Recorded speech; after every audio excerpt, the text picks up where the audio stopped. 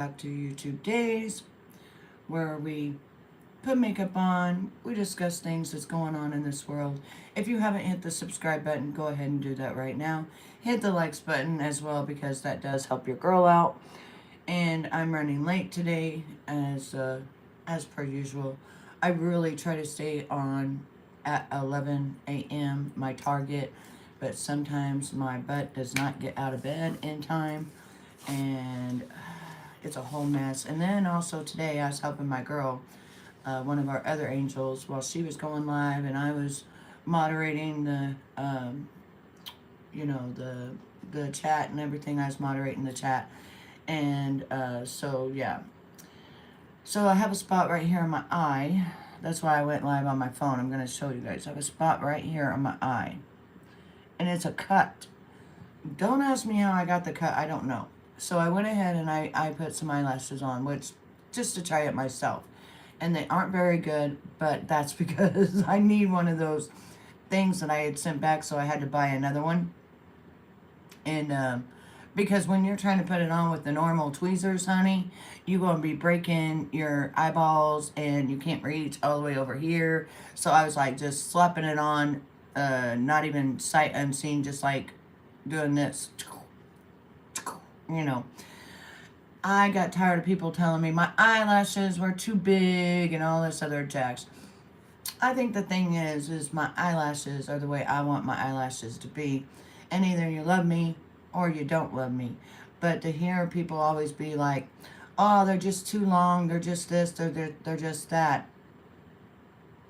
Maybe in your eyes, but in my eyes, I'm thinking I look like $1,000,000, right? And this is one of the things I wanted to talk about today. Everybody's eyes are different. Different colors, different shapes, different sizes, different everything. And everybody holds beauty in their head differently, right? Some people may go out looking like an actual clown and we know that they're a clown, but they think they look absolutely gorgeous. Who are us to judge? Because beauty is in the eye of the beholder, right? Some people will say, well, how did this person get with, such and such? How'd this girl get this good-looking guy? Or how'd this ugly guy get this good-looking girl? Because beauty is in the eye of the beholder, okay? So, hey, Curly D, how are you, baby? Well, I'm looking a mess right now, but we're going to get that all together because we do makeup, and I decided I was going to do it with real close up so you can see me. You know, I am not flashing nothing. See the flash? There's the flash. There you go, okay? But anyways, so around these parts, I'm a grown woman. I'm 49 years old. I'm not a kid, okay? So none of that BS stuff works on me at all. It don't work on me. You're gonna look gorgeous, darling, after I do some makeup on you, honey. Well, I need it. Trust and believe. I'm gonna show you something right here. You see that wedding ring? That's good enough. How about that? I showed you. All right. So, hello. I don't know who you are, but hello. How come I always get different people whenever I go live on my phone rather than going live on my StreamYard? It's just so weird, right? Nice fingering, right? Fingering. Love it. You're from India. Well, hello and welcome. Today we are going to be putting makeup on. We're going to be chatting about the world, what's been going on about the world, and how other people see other people, right? That's kind of the problem we have in this world is beauty is in the eye of the beholder. And there's so many people out there that think that their eyes are the beholders of beauty. And it's not. It's absolutely not. I'm from the United States of America, baby. Yeah, not with your tongue. No. I don't think my husband would even like that. You know, that sounds just a little weird. I think because you keep scrolling and it goes to people I never seen, right? Yes, this is going to be a makeup live. Yep. I do it every single day. Get ready with me. My channel is about getting ready with me. It's about inspiring you to love yourself. It's about talking about what's going on in the news. It's about how all of you are warriors because you've already been warriors in your own battles in your own lives. That's what it's about. But like I said, again, beauty is in the eye of the beholder. I can put my makeup on all day long, but it still means somebody will come in and say, your eyelashes are too long, your lips are too dark, your blush doesn't look right. Okay? So, that sounds good, Michael. Well, so the news, okay, so there's a lot of things going on in the news, right? Definitely, I cut my hair off. My hair used to be down to my waist, and I cut it off and said, I want to breathe, and I want to embrace every day of my hair looking like I didn't even do anything, but it's always fixed. Let's see. Out of 10, how do you think this is going to look after you finish?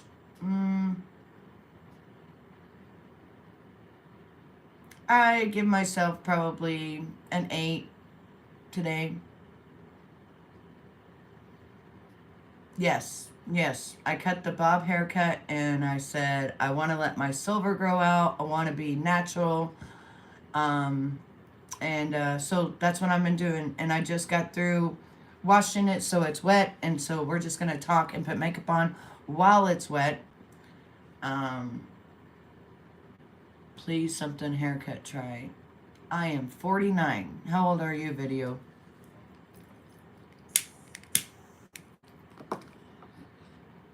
I'm old enough to probably be either your mama or your grandma.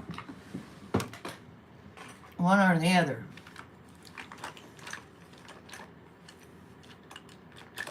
Nope, I'm very Missouri. No Ohio in the house. I've never been to Ohio. KK, I really want to see start. Okay. Hello, Crazy. How are you, honey? The haircut video, I didn't do it for this one, but I did it for other ones. You just have to go through my videos and you'll be able to see it. Yes, Grammy is the name that my grandkids call me. Grammy. Not Granny. Grammy. I know. I'm kind of sleepy too, but I was like, I gotta get my makeup on. I gotta do my live. I gotta do what I promised to my angels every day. So we're gonna be getting it done. We're gonna be getting it done. So we start out with a bright eye. Okay, so I always start out with a bright eye. I don't start out with concealer because I earned all these wrinkles, but I don't like them to just be staying in there, So this is a cream that like brightens your eyes, brings you to life, makes you not look dead, and I love it. Grammy because I'm an award, yeah. Actually, the reason I chose Grammy was because at the time I was still fairly young, and I was like, glamorous. I was thinking more of a glamorous, like a Grammy that, I like to wear Swarovski crystals. I like to wear the bling bling. So I'm the bling bling Grammy, That's what I am. Thank you, Bailey. I appreciate that, honey. So I always put it up above here as well. Just kind of brightens the eye. I just got through trimming on my eyebrows. Normally they're pretty thick, and I like them that way, but I use castor oil, and they've been growing like crazy. So I decided to cut them a little bit and let them grow out and have that real pretty shape as they're growing out. So they're going to look kind of funny for about 2 weeks. But then after that, they're going to grow out and you're going to see how beautiful it is. Well, my oldest grandson is 10 years old. So it's amazing being a Grammy because my grandkids look like their mom and dad. And so it's like having my kids all over again. And so this right here is called Under Eye Brightener. And you can get it at Amazon for like $5 or $6. It's not expensive at all. Not at all. That's another thing I try to do because I used to come out with bougie makeup and people could not relate. And they'd be like, Betty, we can't relate, we can't relate, we can't relate. And so now I found this Wet n Wild foundation that I'm going to be using right here. And it's comparable to the Chanel that's $150 a bottle. But this is only $10 for the bottle. And I'm like, $10? I started using it and I am in love with it. It smells like, just like Chanel. Put it on. It's a lightweight, so it's buildable. I always just usually put about this much on because, you know, I don't need to go crazy and I don't need to hide like what I look like. I want to bring out natural tones today and show you naturally what my makeup looks like. All natural, baby. Right? So what we're doing today, we're just kind of enhancing what we already have, right? You're not going to be seeing me do any weird stuff to my nose. You're not going to see me even contouring because I got the real oval shape on my face, so I don't need all that contouring and stuff, you know. So we just do this. We just smash it all together. I call this just a beating. I'm beating my face right now. I'm just kind of beating it on, making it look more of a natural. That's why I really like this makeup, because it's more of a natural buildup.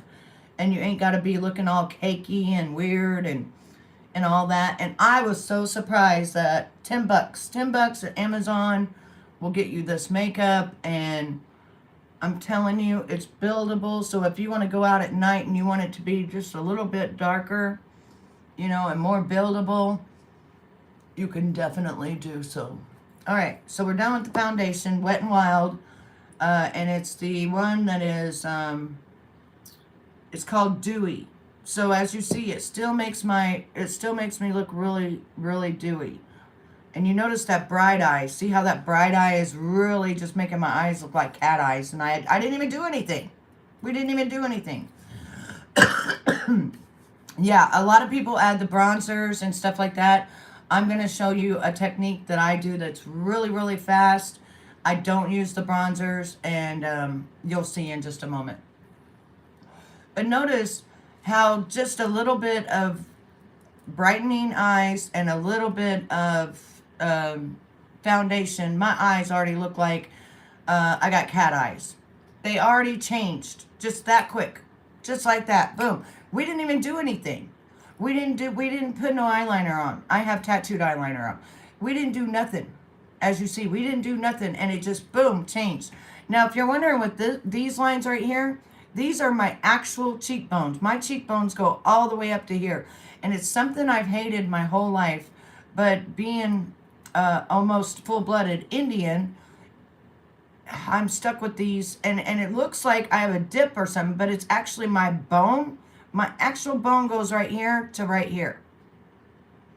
Right here to right here. And I don't like it because it looks like I got dents, but there's nothing, you know, there's nothing I can do about it because it's just the way my bones are made. All right, so the next thing we're going to do, because we're going to put on our makeup quite fast today, and we're going to show you that it doesn't take hours upon hours upon hours to look just halfway decent to walk out your house, okay? Because my thing is I want people to see that just a little bit goes a long way. And not only that, but you feel so much better about yourself, and you don't have to sit there and cake the shit on. So now we're going to do the blush. We're going to put it right here, right underneath my cheekbone, as you see right there. That way it's going to bring out my cheekbone. I'm going to bring that up just like this. And that way it's going to match. Then I'm going to bring it on up into my hairline. Bring it all the way. That way it's all going to match in, and you're not going to see nothing. right? It's just going to look all natural. Today we are just more in the natural phase of makeup today. We're not going to be looking extravagant or nothing. We're just like as if we kind of just put some flawless little tips on, that way that we just look a little bit better than when we started, right? We just look a little bit better. Not too much.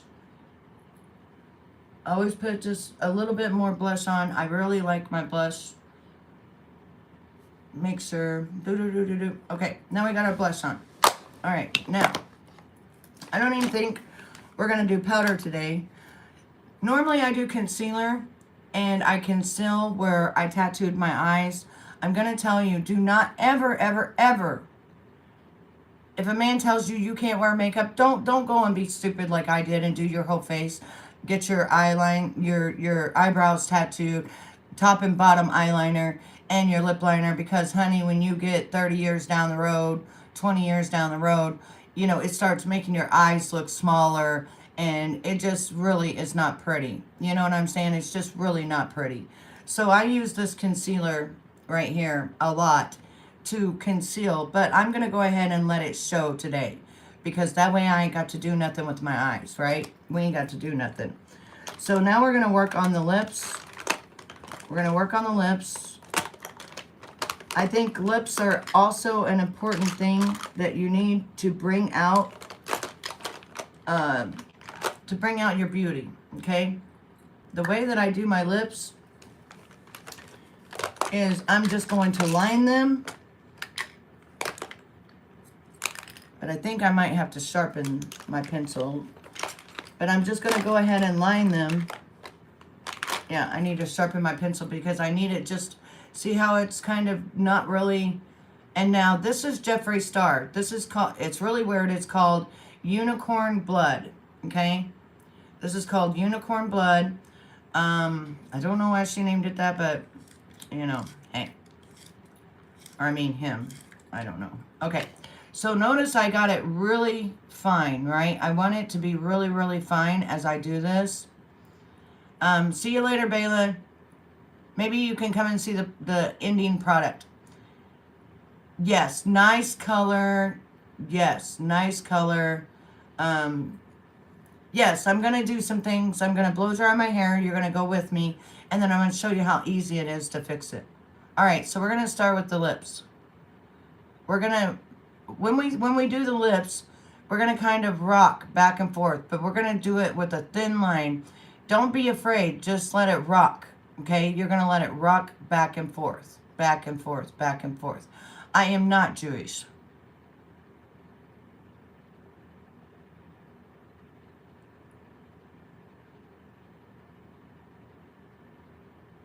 I don't have any Jewish heritage. Now, I'm going to take and go like this, because I've got a real pretty like install right here of my lips. Now a lot of people don't like to do their Cupid's bow. I like to do my Cupid's bow. So I'm going to go up, and again, I'm only going to be using the tip of it, okay? I'm going to like lay it sideways, but I'm just using the tip of it, all right? Now, notice as I go up, right? Everything is up because you want to raise them. You want to raise them lips up. A lot of people, and I did this for many years, I would go down, which was actually bringing my lips downward. So, go up, go into your bow, go down.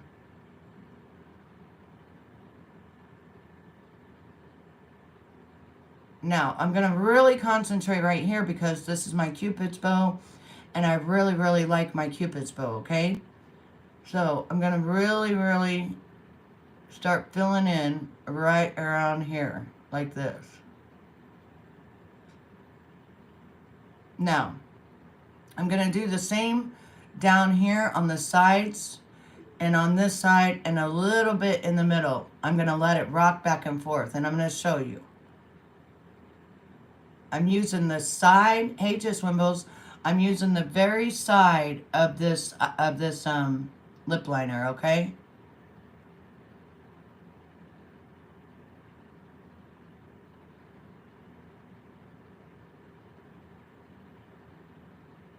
And I'm just gliding it, just like that, okay? Now, on my Cupid's bow, it's not exactly where I want it to be yet, so I'm going to definitely go back over it again. Just like that, okay? That's all we need. We don't need no more, we don't need no less. Let me find my lid, though. We do need our lid. Okay. Now, remember, this is Jeffree Star Unicorn Blood. I don't remember which, thing that he had done. I think it's about 2 or 3 years old, but it's very, very pretty. Your lips are naturally deep purple. Actually, that's a real pretty color. Okay, so another thing that I do to kind of highlight my lips and not make them stand out so much right now, because right now our lips are overpowering everything we've done. They're overpowering it, right? So what we're going to do is I'm going to take a little bit of eyeshadow. This is Tarte, and the brand Tarte, and it has all different kinds. I'm going to take this one right here, and I'm going to put it right here, because I'm going to break it up. I'm going to show you in just a moment. I'm going to break it up. Right? Now, I'm going to take this I got at, believe it or not, it's called Believe. And I believe you can get it at Dollar General. It is not very expensive at all. But it's a very, very, very good lip gloss. Especially if you get like, I don't remember what color, but this is a really pretty color. So I'm going to go like this. And I'm going to dab it, right? Because I want it to blend. That's the first step that I'm going to do with this lip gloss. The second step I'm going to do is, you see these lines that we've done? We're going to go over those lines.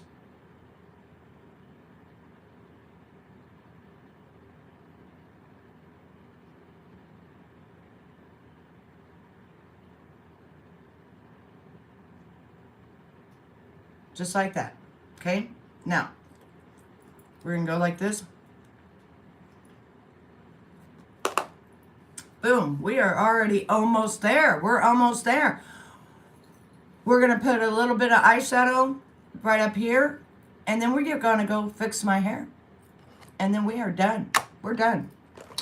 So I think we want to be a little bit more lighter today. Remember I said we want it to be a little bit more natural, right? A little bit more natural looking. So remember the color that I used for my lips? I'm going to dab into there, and I'm going to put it up here, right up here where my eyebrow is, because my eyes have hooded eyes and I don't want to close them, so I'm really opening up my eyes. See? Barely notice, but when you get close to me, you're going to really notice it, right? You're going to really be like, oh, I see that. I see that glowing. You see that right there? That's what you want. Now, normally I would put it in the corners, but like I said when I started out, I have a cut. I don't know what happened, but right here in my eye, I have a cut, and it burns, and it hurts, and it makes your girl want to cry, okay? Now, normally I also would be putting on some mascara, but we don't need to because we got our fake eyelashes for right now. And we don't really need to do nothing with the bottom lashes either. So we're now going to take Jeffree Star's Strawberry Milk, and we're going to go do.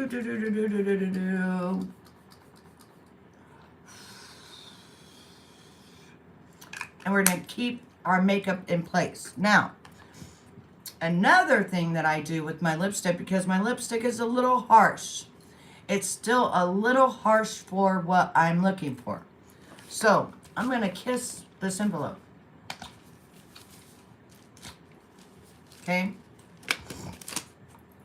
I'm going to kiss it a few times, and I'm also going to put a little bit more blush on. Just tiny bit, because we're getting ready to go into a different lighting. And in different lighting, you're going to see how different my makeup looks, right? So we're going to go right now to a different lighting. Taking you in my, I call it my hair salon, I call it whatever. It's my bathroom, my second bathroom. Stick you up there. Now you notice the lighting is different. Notice all of a sudden you can't really see my eyes. I tried the Milani brand to keep the makeup on and it worked great. Milani is really good. All right, so you're going to be hearing the blow dryer for just a moment because there's some, I need to blow dry this, okay? I could use a diffuser, but I don't want to.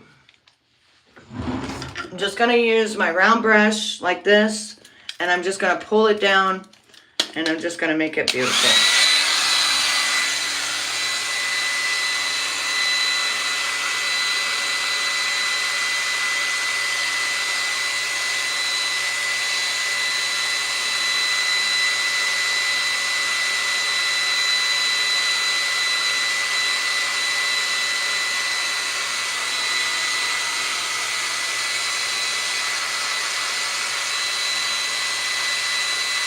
Pull my hair apart because that's the main important thing. Getting it into your hair.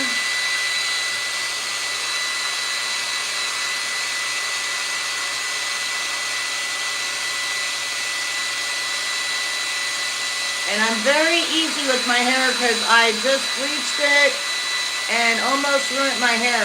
So I'm being very gentle with it.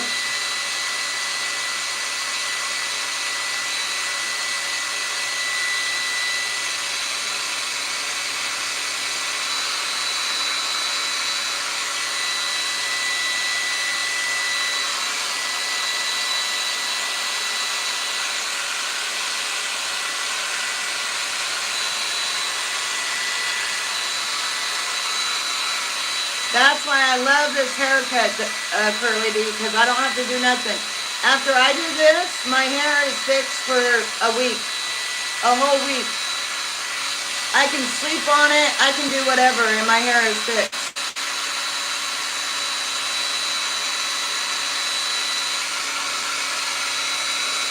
Right? Yeah, I don't even do that anymore. I just do this.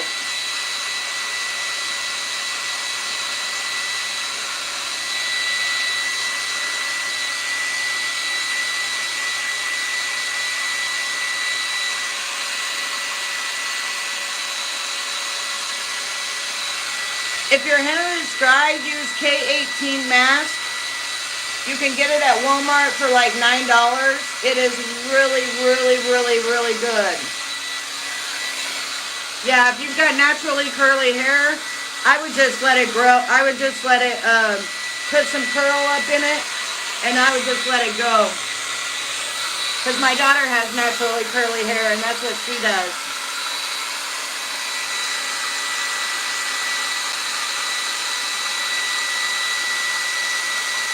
Rational curly also, yeah.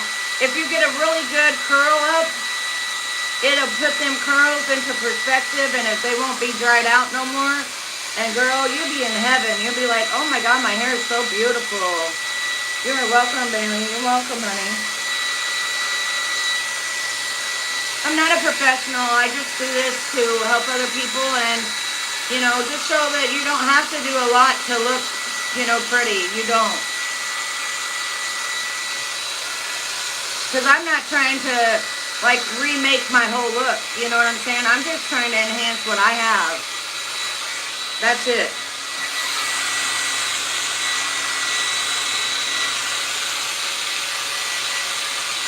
Now I'm going to flip it upside down.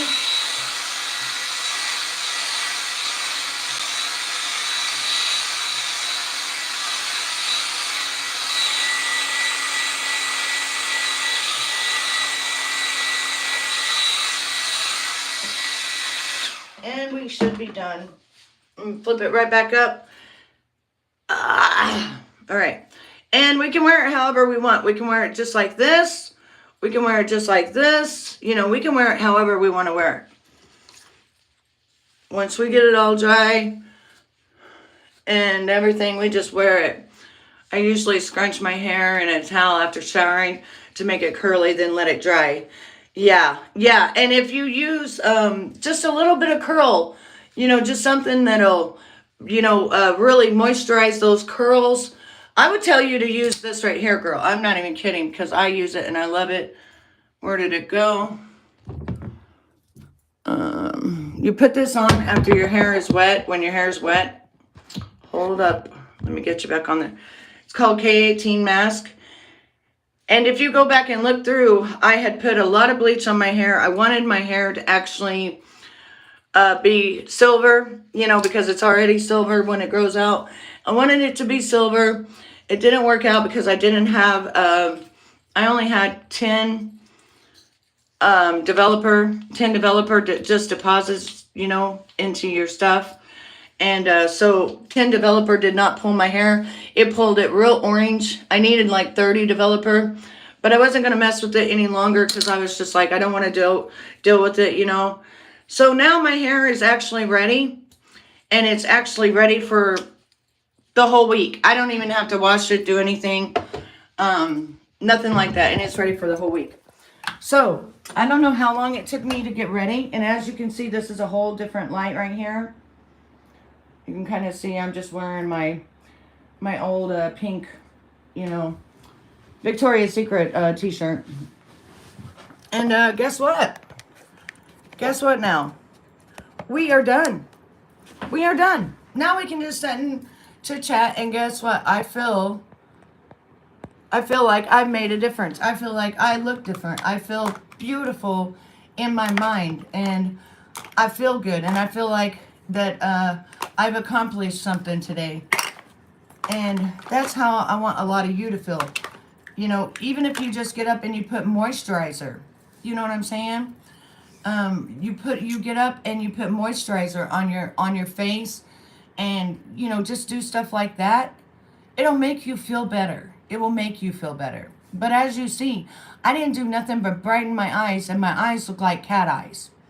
And then, of course, we can't do nothing about my bones. My bones are my bones. And then I love every wrinkle that I've earned, because being 49 years old, I think I've done really well, honestly.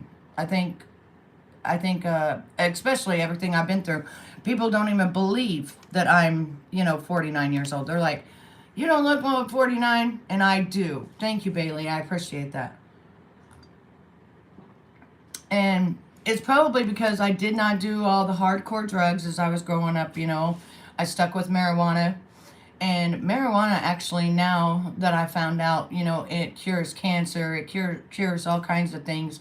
And it actually, I believe, will keep you younger, because my husband doesn't even look like he's getting ready to be 48 years old. He looks like he's still in his 30s.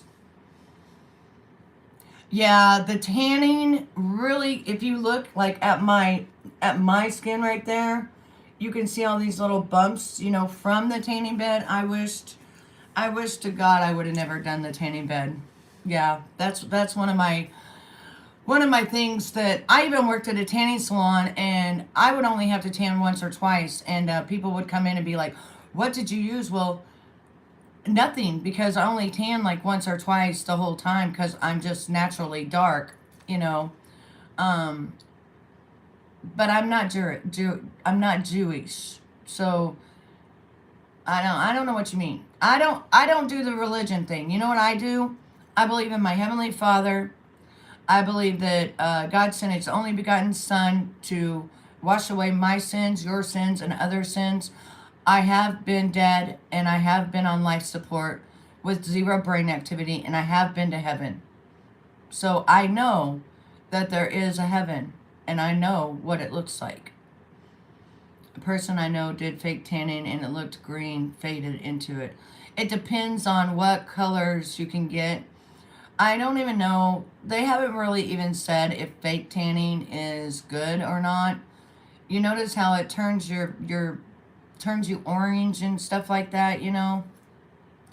I really don't think that if putting something on your skin, dyeing it, could be something good for you. Like, there was a something that was from an actual replicable company, and right on the product it says will cause cancer, and you put it on your hair. Hey SDA, how are you? So you got to be real careful. And this is a very prominent product called Redken, and right on the thing It was the one that makes your hair look like glass. And right on the thing says, causes cancer. I bought it and threw it right in the trash. Because a lot of people do not look at the back of it or anything. And so they don't, but they tell you. They damn sure tell you. And it was called it was to make your hair look like glass.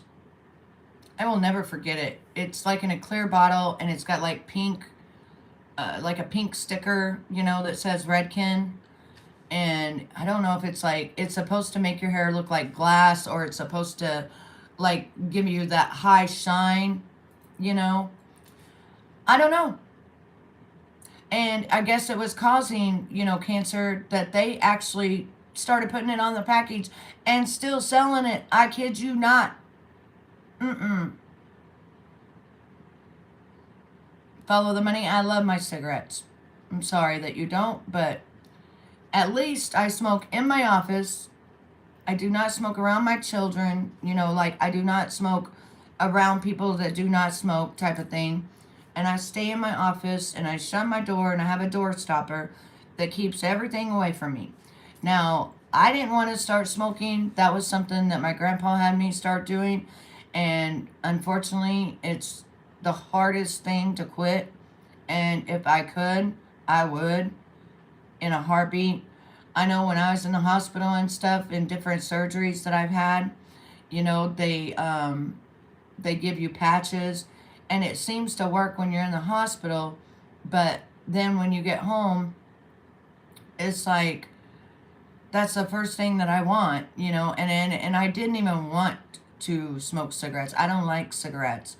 It took me a week to learn, and I would cough and puke and, you know, follow the money. I really want to, okay? I really, really, really want to. It's just I don't know how it's going to work for me. Because one of the things I'm addicted to, it's not just the nicotine, but I'm addicted to holding it, and I'm addicted to putting it to my mouth, holding and putting it to my mouth. You know what I mean? So, and I know that it's mind over matter, but then what do I do if I tell you that sometimes I like smoking cigarettes? What happens then?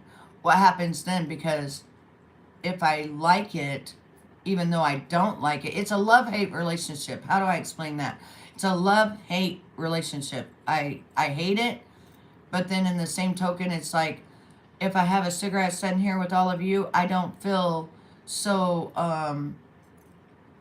you know, nervous and stuff like that, because nicotine actually calms the nerves, and that is proven. Yeah, it's like I like it, but I don't like it. And it's also a crutch, and it's also the worst addiction I've ever had. Ever. Yeah, just Wimbles knows what she's doing, baby. Thank you, Brandon.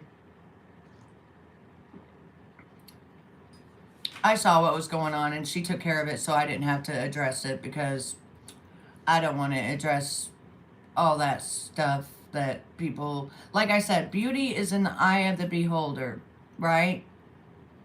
Curly, you're so lucky. And that's another thing. When you got someone that you love, that is supposed to be your teacher, your protector, your everything, right? They should never want you to have such an addiction that you're going to have for the rest of your life, that it's going to end up unaliving you. You know, it's going to make me where I can't breathe. It's probably going to be what causes, you know, me to not be here. So it's like my grandpa raped me and then decided he wanted to unalive me at the same time, slowly.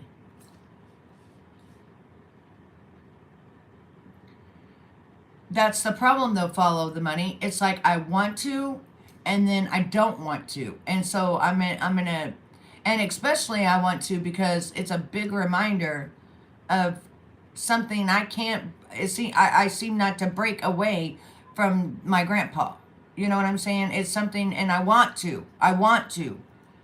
But then in the same token, I don't want to. I don't know how to explain it. It's such a weird, it's such a weird addiction, and you really have to be follow the money. You really have to be at the point where you are just like completely done. You know, thank you, Lou. Where you just don't, the smell. You know, bye Bailey. Have a great day. The next live will be tomorrow, honey. I usually try to go live around 11 a.m., but sometimes I can't, you know. Raindrop, I love you, baby. Thank you for being here. And don't forget to hit that thumbs up. And if you're new here, subscribe. I do makeup. I tell the news. We chat about life. You know, I'm building a YouTube family. And my YouTube family are called Angels because my angels, the way I look at it, you all help me to have this channel. You are my angels. Any little tips I get, memberships, anything like that, because this is my job. This is what I love doing, and I can do this. And the people that are my angels are the people that keep helping to make sure that I'm still on here and I get paid for what I do. They let me know that they love me. And I call them warriors because they're all warriors. They've had to go through, and I'm talking about all of you. You don't even have to tell me the things that you've had to go through. I already know. And you are your own warrior, and you have fought your own battles. But to me, you are a warrior. You are straight up an angel warrior. Let's see, what else can I... There's a lot of things going on around the internet that I wanted to bring attention to as well. And that is the so-called victims that are coming and saying that they are Diddy victims. Be very careful who you watch and what you watch, because most, and I say most because I only know of one real Diddy victim that has a lawsuit that actually went on Tissa's and did an interview. The rest of them are all in hiding. And he's in hiding as well, but he wanted to come and just chat a little bit about his lawsuit. Not much, because he couldn't tell much, but just to show that he is real and this stuff did happen, and he wanted to put 10 toes down that this stuff happened to him. And but most of the actual legitimate victims are not asking you for money, $2,500 to $5,000 to tell their non-story. Okay, so be very, very careful with that, because we've got one I know of running around all over the YouTube streets. What's her name? Audrey English. That woman was complicit in everything. Okay. She even calls herself a woman Diddy, all right? She is here for the money. She is here to have fame and fortune, because she didn't make it when she was even with Diddy, okay? She didn't make it. And so now, why do you think that they actually dropped her lawsuit?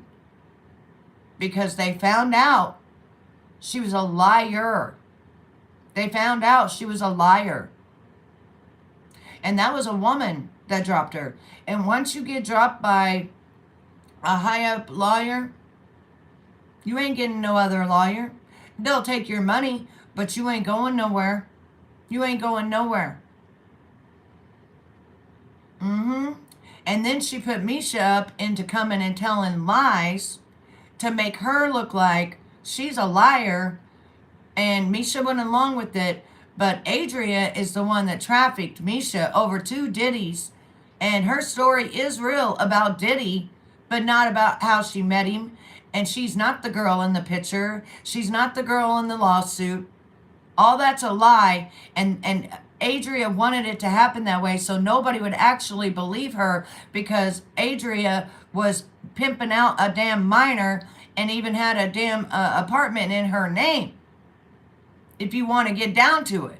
So the person going to go to prison is Adria. Yeah. Adria left Misha at Diddy's. Adria's boyfriend Anthony pimped out Misha.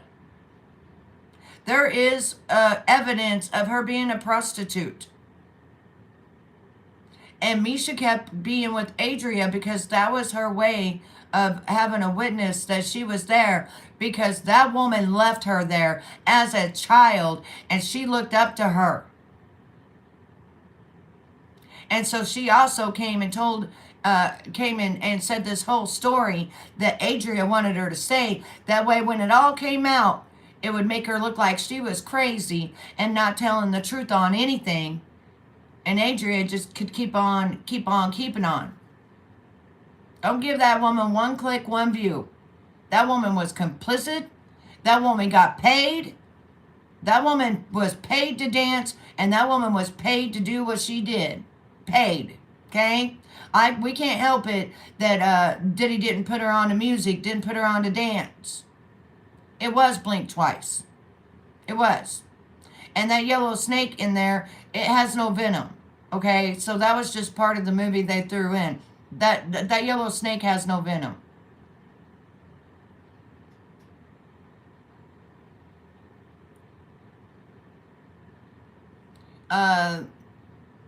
Lakeshore, I am just chatting about what's going on. I did watch it. I rented it for $19.99 on Prime before it came out for $4.99 because I wanted to be able to, watch it, because people were saying that it went along with some things with Diddy. But just like truth is, him and I had a discussion. Real victims, you can tell. Misha is a real victim, but the way that Adria had her coming out and had everything done, it makes her look like a liar now. It really does. Yeah, it was a good movie. And it said based on 100% based on, factual stuff. And I believe that. But that's not Misha's story. That's not Misha's story. Misha did not give no venom to people. For number one, people cannot consume venom. Straight, no, you cannot consume venom.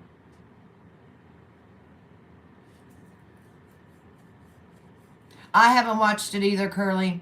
I have not watched it either. Hello, you miss. How are you? Yeah, I just, I can't get myself to watch it. But it goes along with what I had been preaching for the past 8 years. Where are the children? Follow the money. Yeah. It's pretty much waking everybody up to what I had been researching and trying to get out to everybody. It's going to be very sad. It's going to pull on your heartstrings because they're showing facts. They're showing children being taken out of tunnels. They're showing that kind of stuff. They're showing the real truth. They are. But you just got to be careful. A lot of people that are on these platforms and stuff, if you notice, ching ching, their cash apps are ringing up. They're making it to where the other people, the creators, are getting lots of money by lots of views. But honey, that's not what we want. We don't want fake victims who was at a damn party and complicit and got paid $500 a night to party down on these platforms. No, thank you, ma'am. No, thank you. And also a child trafficker. And I'm going to say it. You are a child trafficker. Adria, you took that baby girl at 13 years old that wasn't on that table, that wasn't in that shirt, but you dropped her off at Diddy's. You damn sure did. While you partied your ass off and had an apartment in her name. Thinking you was some big shit. Hey, crazy mom, I love you, honey. Happy birthday to your son. He is 12 years old today. Happy birthday.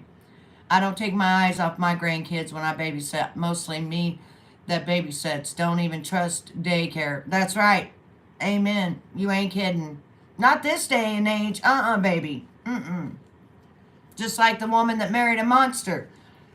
She met that man went on one date with him, and then went and decided to be with another man because he wasn't good enough for her.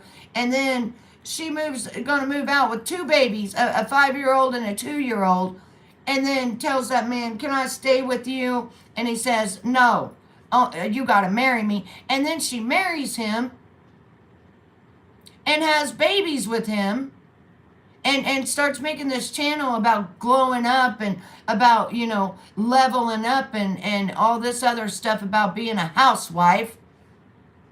That ain't how it works, baby. We don't think about what's on this, okay? We don't need to. That ain't how it works. And she brought all this on herself because she didn't even get to know the man that had all kinds of DV charges and everything else on his damn record. If she would have went and looked his record up like she said she did, right? She said she did. Then she would have seen that, he had problems with other women and other things. I'm telling you. My grandbabies, they don't go nowhere. We have one person that watches them, and then my grandbabies come to my house, and then it's me. It's me.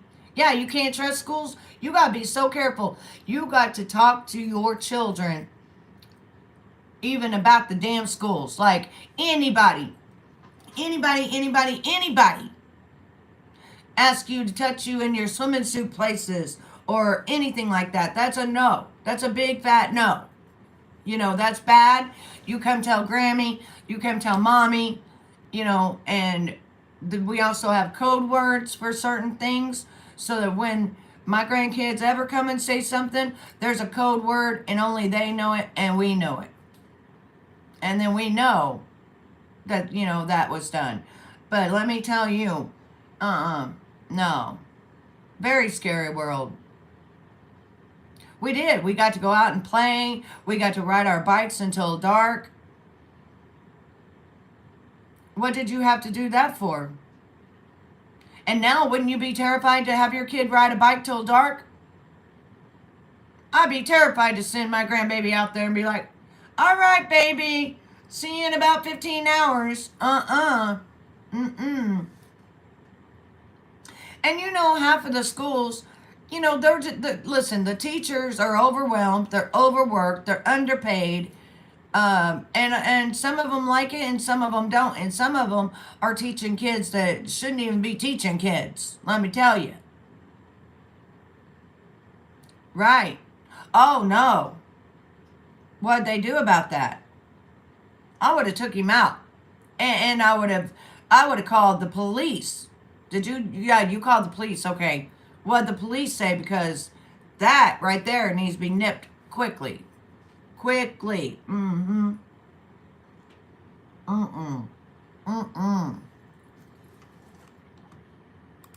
I don't know what's wrong with these sick mofos that act like children are, and they've been doing this since the beginning of time, since Lucifer was sent down, cast out of heaven. Oh, I would too, girlfriend. That's what I was getting ready to ask you. Are you doing that? Because, no. No, ma'am. Nope. And did you notice the Black Friday? Did you notice that they didn't even put nothing on sale? Everything was pretty much what it is. Forget it. My oldest grandson is turning 13 this month, and I drive him to school still if my daughter is working. That's right. Don't even put him on the bus. You think there ain't creeper bus drivers? I'm telling you. And a lot of times, I hate to say this, but a lot of times, they like to go where kids are. Oh, it was horrible sales. I bought a couch, a chair, and something else. That was a good sell because the couch that I bought is normally $2,000. And when I bought it, I looked up at the thing and it even said that it had a contract with Temu and that it was exactly the people that own the stuff, and it is them. That they back it 100%. that it is their company and that they wrote, they did a contract with Temu. But girl, let me tell you, that couch, that cloud couch, I've been doing research. I didn't know that thing was $2,000.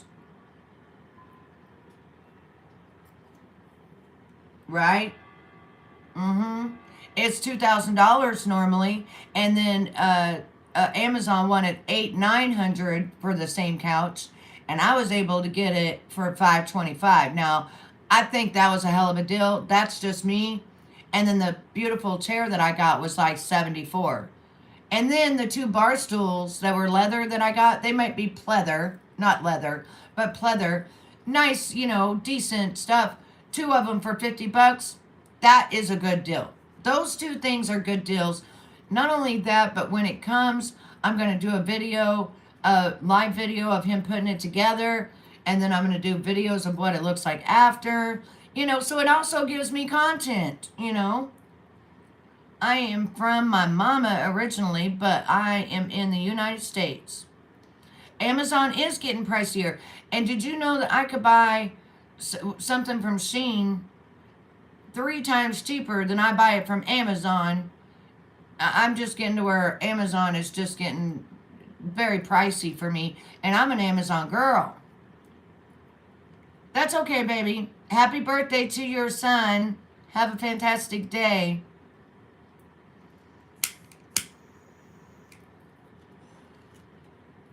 My name is Betty. Nice to meet you.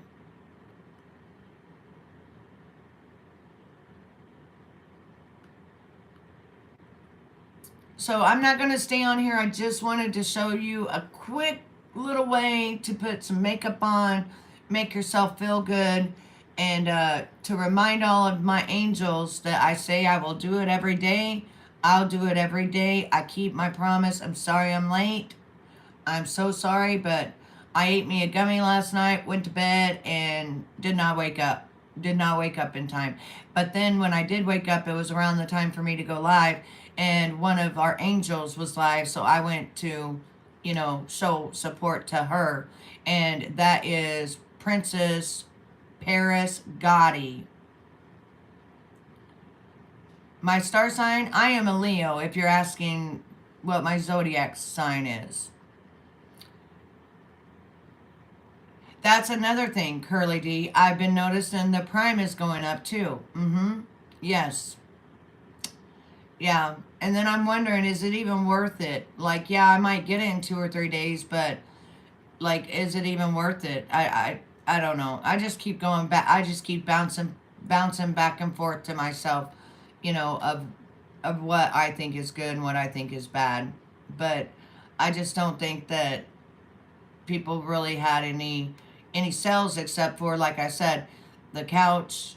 And we'll see what that's like when the couch gets here. You know what I'm saying? I can't really vouch for the couch until it gets here and gets set up and, it looks like it's supposed to and feel like it's supposed to. Same with the chair. Same with the bar stools. Like, I don't know till they get here. But I will be honest about them. Not this year. Yeah, this year was a totally, I don't know, it was a totally different weird thing. I don't even know how to explain it because, like, it didn't even feel like it was Black Friday. I think it was Friday that I bought the furniture, if I'm not mistaken. It was Friday, and they already shipped it out that afternoon, and it says it's on its way. And so I think within the next day or two, it possibly could be here. I do believe in aliens. I do, Pity Eyes. I do. I believe in aliens. I believe that they live amongst us. Right? It doesn't. My husband actually, I was sleeping, and he went ahead and put up all the Christmas stuff. I'm going to decorate the tree, but he knows where everything goes. I have a certain place every year for everything. And it was funny. My daughter was like, all of a sudden, Dad brings out the box of Christmas stuff. The next thing I know, I walk into the living room, and it's all decorated and done. And I'm like, how did he know to do that? Because we put it in the same place every year. And that's what I told her. And she's like, oh, Well, I didn't even realize that. But hopefully it starts feeling more like Christmas. And Sheen, I bought $200 worth of Christmas. Please pray for me because FedEx took a picture of my house and did not drop it off. And it's been in limbo and I cannot find it anywhere. And that's $200 worth of Christmas items for my grandchildren. And they just took a picture of my house and did not leave the 13-pound bag from Sheen.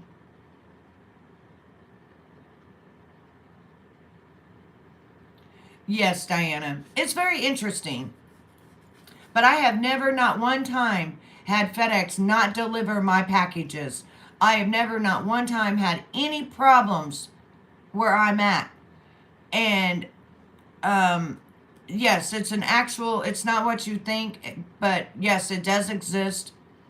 And it's just for the elite, and we ain't in it. It's for the people that control the world. They call themselves that because they believe in Lucifer, which is the light. I do believe in them. Bill Cooper, who wrote the book Pale White Horse or White Pale Horse, talked about how Edie was the very first alien that they found, and when they got in the ship, it was nothing but body parts of people, but they kept her alive, and she was going through walls and stuff, and they had to learn to contain her. But then she got sick, and they brought a guy from Russia, a doctor from Russia, but they weren't able to fix her. And her name was Edie. They named her Edie. Now that I believe because he said it on many different interviews, and he was there and has proof that he was there to be able to say that, and it unfortunately made his demise for telling too much.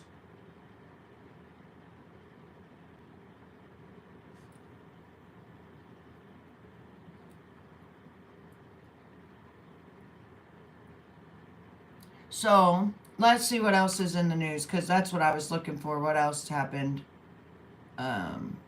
We all know that Biden pardoned his son, of course.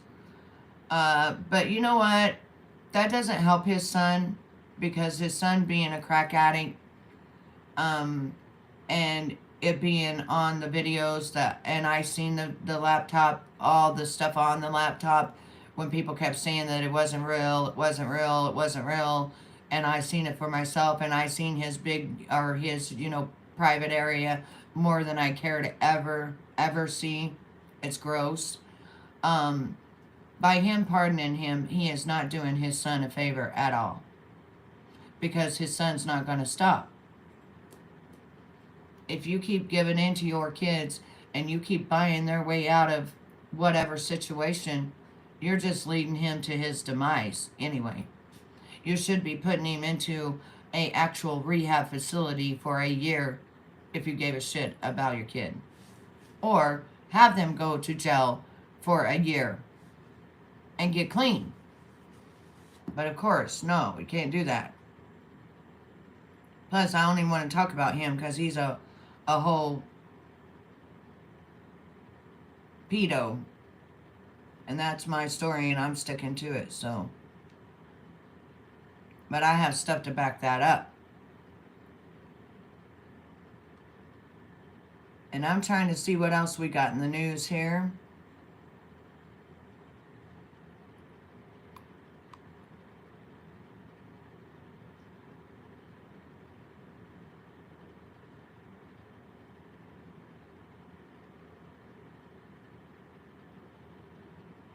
What?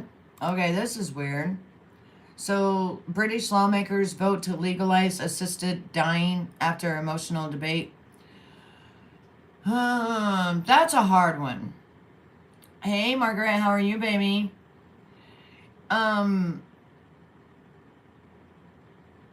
So they're saying that they voted to allow assisted dying for terminally ill in England and Wales under the strict conditions, opening the way to a landmark change in the law. You know, I see where that should be kind of legalized to the point of if someone has a terminally ill disease and they are keeping them alive, but they're in pain constantly, or they're constantly drugged up just to, because they have to keep them alive.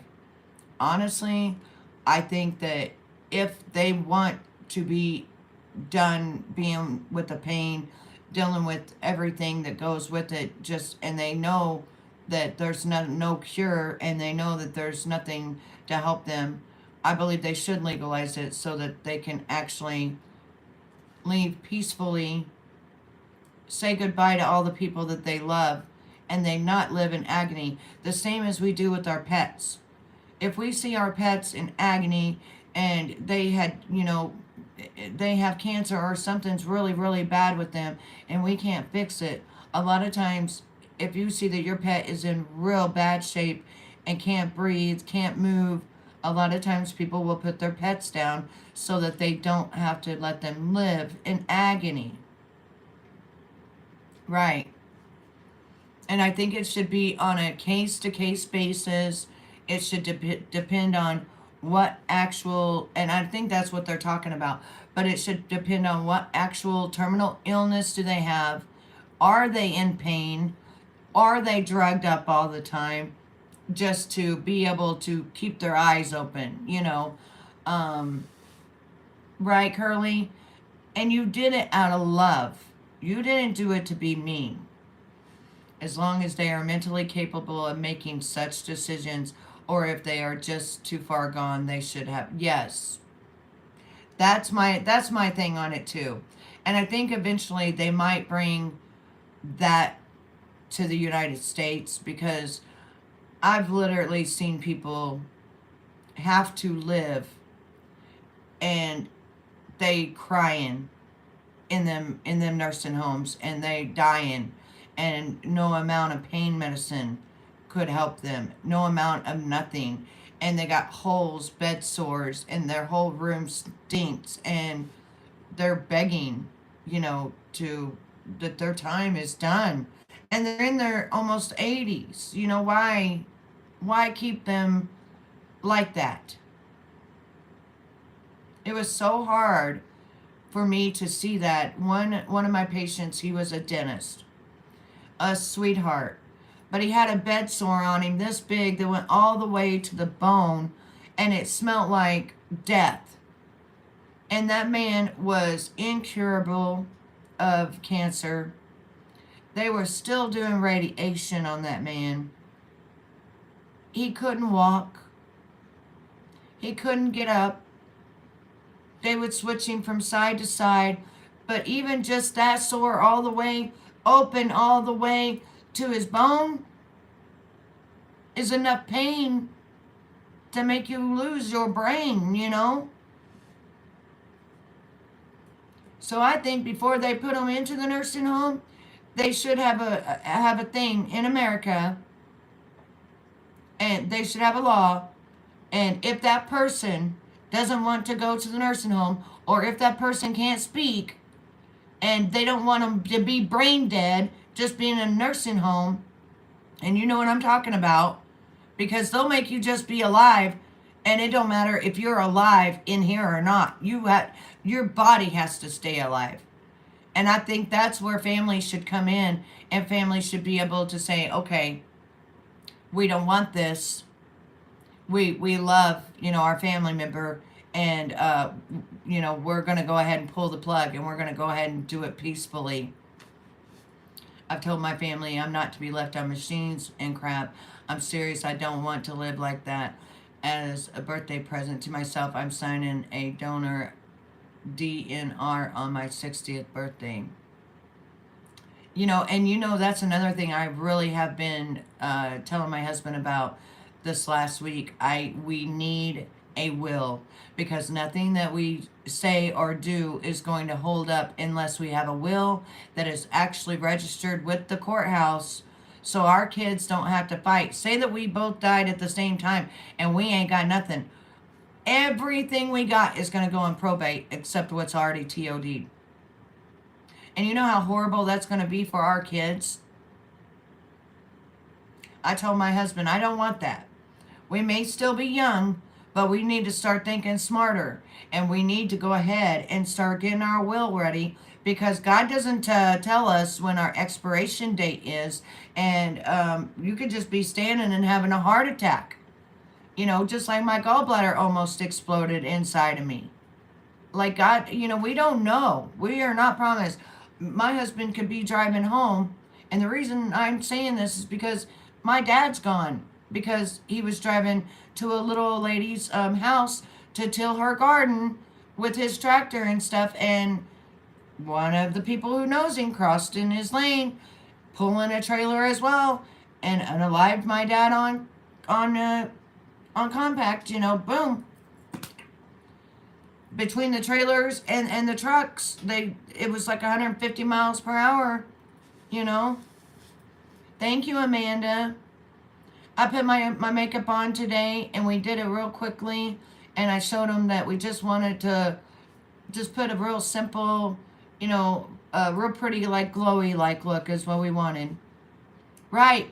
And that is the whole truth, is tomorrow is not ever promised. Not even 5 minutes. And I don't know how much it costs, but honey, it can't be that much for us to get a real will and put everything in there that we want our children and grandchildren to have. Oh my goodness gracious, Margaret. See what I'm talking about?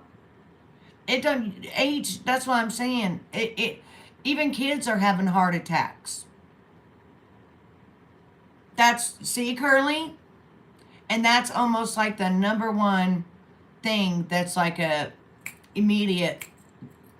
And if they don't got someone to help them right away, and then what do you do? I told my husband, I said, at this point, honey, I don't know if you want to be cremated. I don't know if you want to be buried somewhere. I don't know. You know how dumb that makes me look as a wife, when I don't know what he even wants, or what he even wants to go to whom. I know a few things, but my husband's got a lot of stuff, and like some stuff, let me tell you girls, I ain't even looked at it. Like, I don't even know what it is, that he's got that's antique and stuff. And I don't know who he wants it to go to. And I definitely want to make sure that his wishes are fulfilled. You know what I mean? I want to make sure that, he's got 2 children, and whatever it is, I'm not going to be that stepmom that's, he's gone and I'm taking it. No. No, baby. I want my husband's kids to, and when he has grandkids, whatever, to have what they want, what he wanted them to have. It's what my husband wants. And that's why I told him, we have got to make a will. Because he was like, you trying to kill me off? I'm like, hell no. You're the only person in the whole world that, like, truly loves me besides my kids. I ain't trying to kill off my best friend. Are you kidding me? Like, but it is scary in the same, I will say this. It is also scary when you're young. I feel like I'm young at 49, and you're making wills. It is scary. But he's already got it set up at work, though, that if anything happens, the house is paid for, and da-da-da-da-da. I mean, it's the same. We kind of have to look at it as it's the same, for, we're not getting like life insurance policies, but we might later on, like maybe next year or something. But other than that, I mean, and that we may just do that just for our debt, because when my dad, expired on us, and immediately, and we didn't see it coming. My dad had just gotten a loan from my uncle it was a $30,000 loan, and me and my sister had to pay it back. We had to pay it. We had to pay it out of our inheritance. And my uncle didn't even step up and be like, oh, that's mine. I got your dad, which we already knew. I got your dad to get me a $30,000 loan. I'm going to go ahead and pay you, you and your sister. No. No. Mm-mm. It was, I'm going to go down to your dad's house. I'm going to go get in his safe, and I'm going to go steal guns that I should not have any right to have. Exactly, Margaret. Exactly, because I don't know. And I don't want his kids to ever, ever think that I kept something, you know, or vice versa. I don't want my kids to think that, you know, their stepdad was this horrible monster that kept something from them. So, yeah, I just feel that we are going to be doing that within the next week or so. I told him we need to do it pretty fast because it needs to get um, what is it called? It needs to get notarized and then be sent to the courthouse. And then we can add more to it or take away from it as time goes on. But at least it is at that courthouse. It is an actual will, and it's our will and testament, and nobody can change that. Because, honey, I want the best. I want the absolute, you know, the absolute best for my children, which I call his children, my children, you know, and to have what they are entitled to because they are his children. Okay, Curly Dean. So, what else do we got in the news? Let's see what else we got.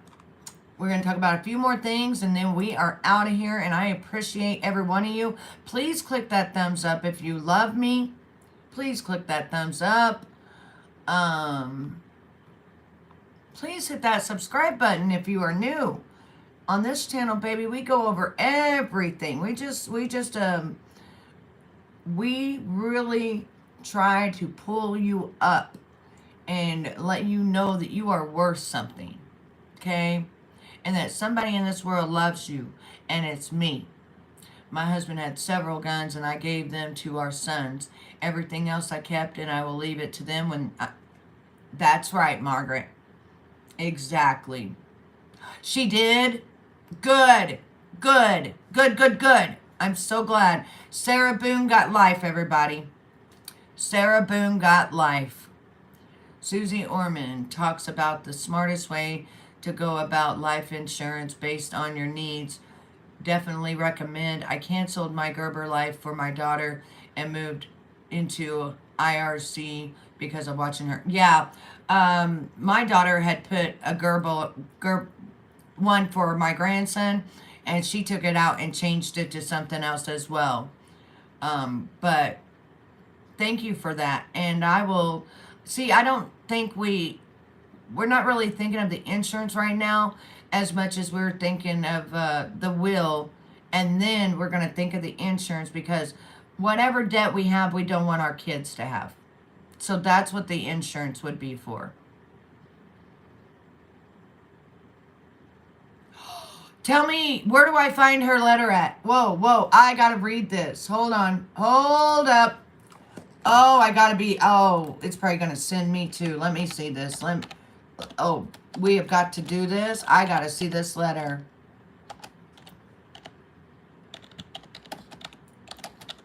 Well, if she would have stopped having 8 attorneys and crap, you know, maybe she wouldn't have got as much. Sarah Boone's bizarre letters from jail. Writes a letter to judge begging for his attention. Okay. Where can I get the actual letter? Hey, Donna. How are you, my love? Where can I get the actual letter? I need the actual letter.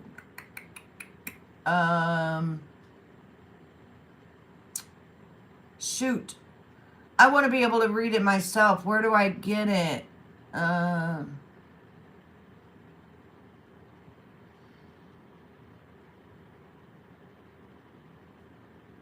Yes, I am a Grammy Master.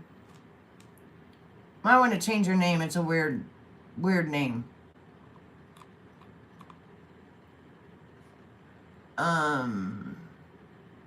Are you really a master at baiting?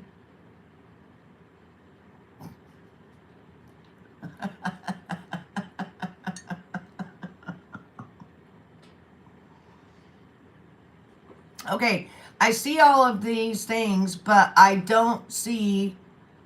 She wrote a 58-page letter to the judge.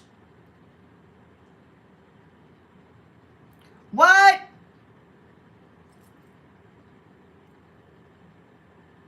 That was 5 months ago.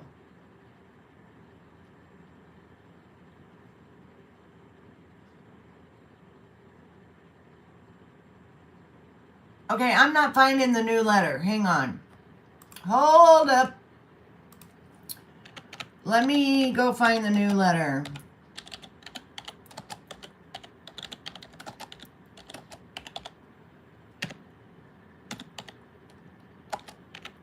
Because the other ones are 5 months old. And why didn't that woman just take the 10 years? What is wrong with her? Fancy, thank you so much. Who got all of these? Who did that? Who did that? Who did that? Donna, thank you so much, baby. Can everybody give a shout out to Miss Donna? We've got Sister Callie. We got Constance Sue, Navy Mom, Anissa, and Fancy was my name, our new angels. Thank you, Donna. Thank you, baby. Isn't it weird that not one person that's in here became an angel today? Isn't that strange? Not one of them became, not one person that's in here became an angel. It's people that were bushwatching or outside or have came and watched my videos. Not one of our people in here. That's crazy how it skips over all that. Okay, so let me see here if I can find, well, this one you can read, but not, I need not the 58 page. I need the one that she just wrote. Let's see.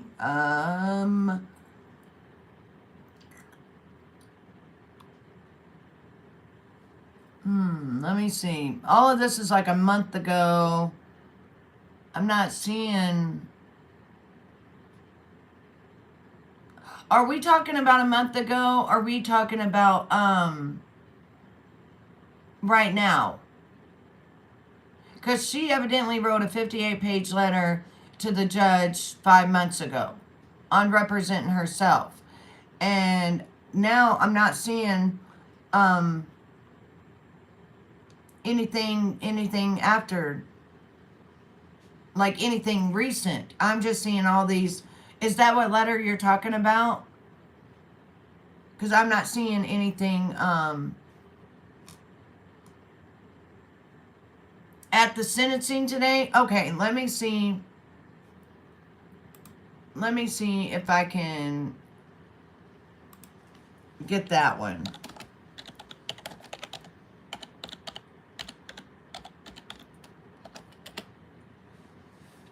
Let me see if I can get that one. Because I know, people told me that she was getting sentenced today, but I didn't go and watch it. So 7 minutes ago.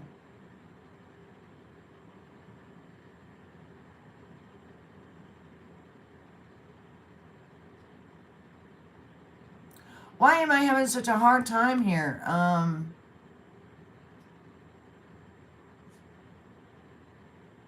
Maybe I just need to go to the sentencing thing. Was it at the end of it? He was hip-hop's biggest mogul. Sorry. The man who... Was it at the end of it?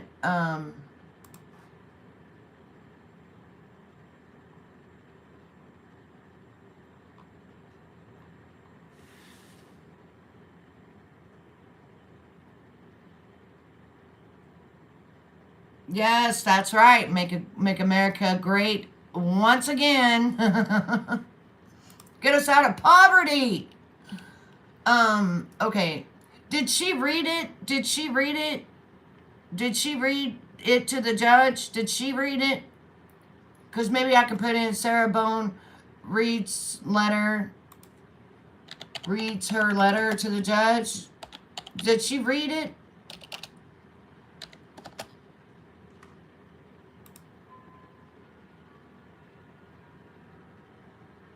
Yes, she read it. Okay, so I'm going to have to go to...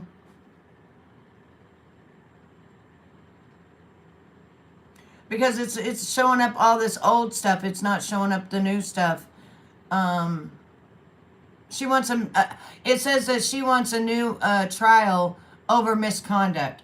Honey, you ain't getting no new. You ain't getting no new nothing. Like you're out. Like, you're out. You're out. You're done. Your lies, just you're another creature. I don't even know about you. You're not even human in my eyes. You know what I'm saying? Like, this woman is just not human. I guess I could try Law, Crime, and Network and see if that one will. He was hip-hop's biggest mogul. I just went there. See? And it's not showing me the live. Well, why ain't you showing me the live, people? Because it was just live. Hang on. Law and Crime Trials. Let's see if that one is it. Okay. Well, that one's a different one. That one is the USL RICO trial. That one's live right now. Where did you, which one did you watch it on? It's saying it was 28 minutes ago, I think. But do you know which one you watched it on? Because I really, really want to read her letter.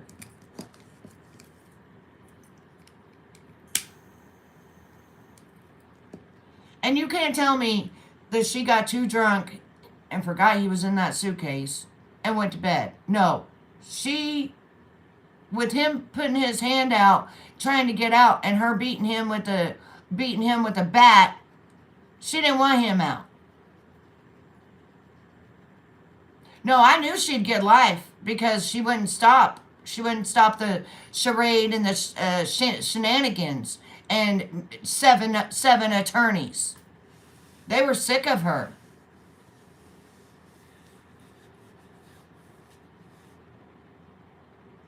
Mo in the Deep End YouTube channel account to Reddit.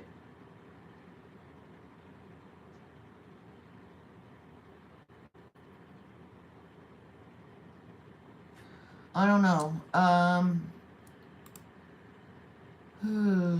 I have a Reddit account, but I'm trying to see, like, let's just go to Sarah Boone's sentencing, and maybe I'll be able to go to that, and then I'll be able to go from there. Okay, so it's showing this one right here was 2 hours and 27 minutes. So I'm going to go look to see where she read. Yes, and other things, they roll off the tongue with little regard to the humanity that is dismissive. Sir, you can proceed. Miss Albert, do you have the ability to turn your volume down? Many articles and videos and opinions of Sarah have gone out in the airways and on the webs. Opinions that have been formed and commented on so much that it's hard not to give into the temptation to treat people like a comic book or a fictional character. In the case of my friend Sarah, the words narcissist, Karen, villain, many other things, they roll off the tongue with little regard to the humanity that is... Is this one of her friends writing to the judge? That sounds like a friend's writing. She said my friend. Equal value to give to her. I'm going to just flip through until I see something that, or hear something. Described by either child as an affectionate person.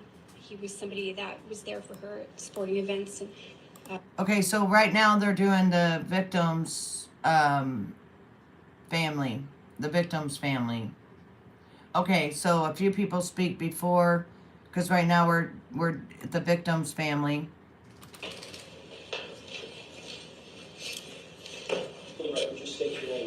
Is she gonna... Oh, okay. I think it's here. Hang on. I think it's right here. Sarah Boone. Now, this is unlike a trial, so you're allowed to speak in a narrative form, as well as I understand you have taken some notes or written a letter that you want to read from, and then you want to speak to the court after that. Go outside, babe. Why don't you go ahead and get started? Outside, Victoria. Did you go potty? This is actually an edited version.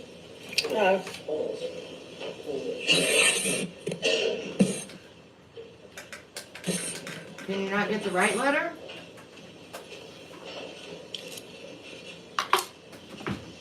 I had a lot to say. I've had a lot of time to think about things, and I didn't really know how to put it on paper. And I didn't know how much I could say or how little I should say. So what I have here is, like I said, an edited version. But I would like to read the more important parts that I feel that everyone should know that wasn't said in my actual trial. Can everybody hear it?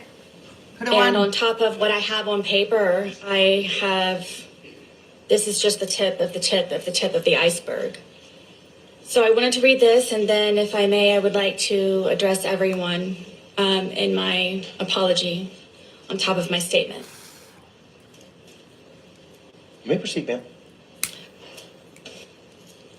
Kintu Sukuroi is a kind of Japanese ceramic style which means to repair with gold. In this tradition, when a ceramic piece breaks, an artisan will fuse the pieces back together again using liquid gold or gold dust lacquer. I don't have So one, rather honey. than being covered up, the breaks become more obvious and a brilliant new piece of art emerges from the brokenness.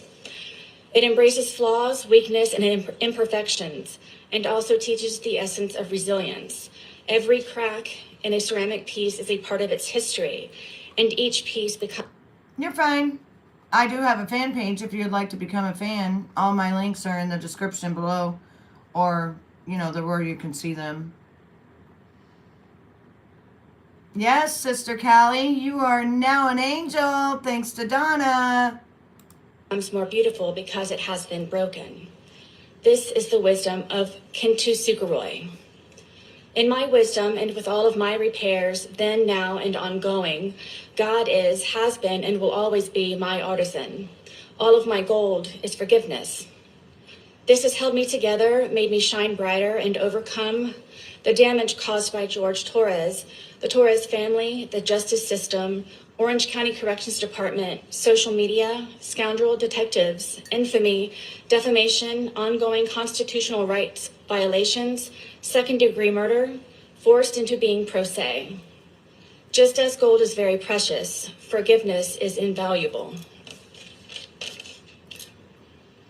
Forgiveness is not an attempt to change or forget who, what, or how you've lived through to be so gold, but an act of grace, humility, and considerable self-compassion to be set free from sorrow. Withholding forgiveness denies your brilliance and adds even greater grief and deeper heartache, irreparable cracks on top of the already that no one deserves, no matter the pain or disappointment. You unalived someone that you supposedly loved and left them in a suitcase and beat them with a bat. You're not on trial just to be on trial because somebody chose you. You did this. You. And when he would play games with you and you would tell him to stop, he stopped. You didn't. This time you went too far. Untruths or injustice. It doesn't matter. As the more broken you are, even though now different than before, you've become more outstanding and more extraordinary. Above all, when you let go of blame, misunderstandings, excuses, give up your anger and cease from resentment, this is forgiven. And when you forgive, you heal. And when you heal, you move forward. My goal begins with George Torres, and every time he slapped me, kicked, punched, spit on, raped, stabbed. You should have picked up the phone, called the police, and never talked to him again. Your fault again. Your fault again. Your fault again. You was an alcoholic as well. Choked, laughed at, pushed, pulled, Hey, dragged, Vince. whipped, Yes, hit tripped, that thumbs up. stole from, lied, terrorized, threatened, humiliated, forced, degraded, made me cry. Every time he How are you, tried to end Vince? me, defeat, or destroy. I forgive George for beating me senseless, for trying to sleep because I had to go to work or my son's field trip the next day, for ruining my deceased family's heirlooms, traditions, and Right? keepsakes, my son's furniture, destroying the television we watched together, for wrecking our townhome by breaking windows, punching holes in the walls and doors, ramming his entire body into glass doors, kicking in my front and back door over and over and over, for breaking or removing the locks from all of the doors. And who stayed with him? You did. You did, ma'am. There is so many women that can call a hotline or can call the police and have that person arrested, removed, and out of their lives with ex partes, ma'am. Doors and sometimes the knobs altogether. So I Right. had nowhere to feel She safe. forgot, yeah. Including the sacred space of my son's room where he beat me bloody on his bed. Oh, Lord. For terrorizing and threatening my blind. He beat her so bad that she was bloody, ladies and gentlemen. But the thing is where's the pictures, really? Where is the pictures of her just bloody? I ain't seen them. And deaf dogs by leaving the gate open I built to keep them safe, telling me he hoped I'd find their blood. No, baby, I didn't change my hair color. It just keeps lightening, which it will because it was over the blonde. So it just keeps lightening. It'll just keep lightening, and it'll eventually get to like a really light brown. It just keeps lightening. I don't do nothing. I just wash it, and as I wash it, it just keeps lightening. But as you can see, you see my silver and stuff coming in already. Yeah, it's already coming in. Pretty soon we're just gonna be salt and pepper. Please, ladies, there is help out there. Please don't stay. It will never change and only gets worse. That is right. And you can't, and especially with alcohol involved, you're not just dealing with the person, you're dealing with the spirits as well. And a lot of anger. So take it from me, take it from Margaret, take it from all of us that have been abused by men.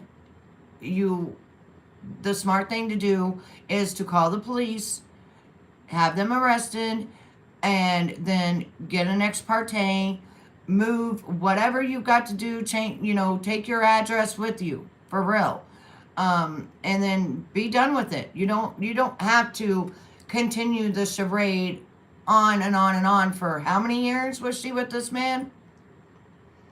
I don't believe he was that bad to her. I believe that, there was some bad, but there is sometimes, especially when you got alcohol or drugs involved. Loaded dead body in the pond, or scrape the remains off of the pavement, for kicking them off of the bed and throwing across the room because they were trying to protect me.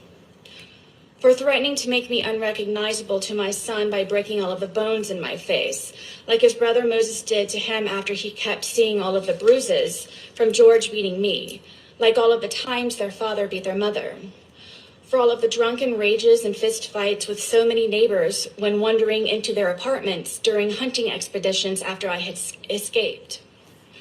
For drowning me in liquor and wine because I didn't want to drink, causing me to urinate on myself, then butting the end of the bottle in my face. You didn't want to drink, but you're an alcoholic. You in fact were an alcoholic. Oh my goodness.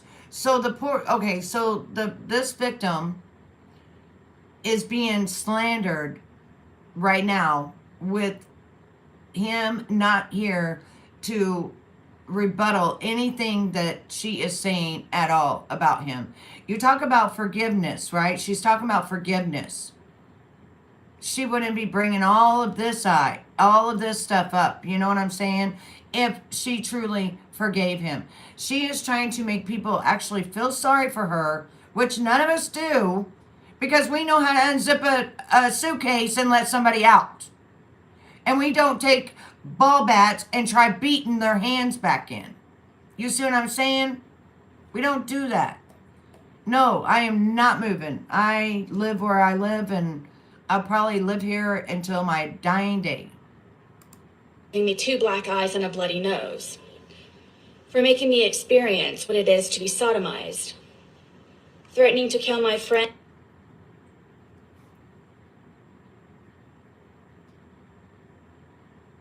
I'm sorry, I just have to take a moment. Yes, the video of him begging her to let him out. And she's like, this is the way I felt when you cheated. And that's another thing. The reason she was so mad that day is because she had went through his phone and found that he was talking to another girl. And she couldn't have that. Oh, but he's so horrible. Why didn't you just let him go with the other girl if he's so horrible and such an abusive alcoholic? Let him go. The world? I wouldn't be trying to keep him and trying to be with him and shoot. No. Hey, AL, are you moving? And the neighbors when they checked on me to make sure I was alive and in one piece, for threatening to burn down our townhome and set my car on fire because I got a job. Exactly. I'm going to read this out loud. You know, if he would have been doing that shit, she would have voiced that shit when she was begging him while he was in the luggage. Exactly. Exactly. She would have talked all about that. For holding me hostage on weekends, my son was supposed to come over by keeping my keys around his neck. The best thing to do is stop using your son as leverage of what you've done, because that is in fact going to mess up your son's brain. Jeez, it's almost like you're accusing your son. Phone in his crotch and a butcher knife stuck in the middle of the table as a warning not to ask anything or try to leave. Oh, can you help For stabbing me in the leg and not letting me call 911 for an ambulance. Not letting you. Oh.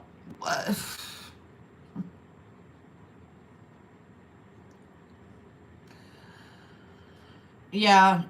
You said you just got through saying that the neighbors knew everything, so they would come and check on you. All you had to do was run out the door to a neighbor and call 911. I'm not buying your BS, and you're just slandering this man over and over and over. They tore your ass apart while you was on the stand. The prosecuting attorneys did.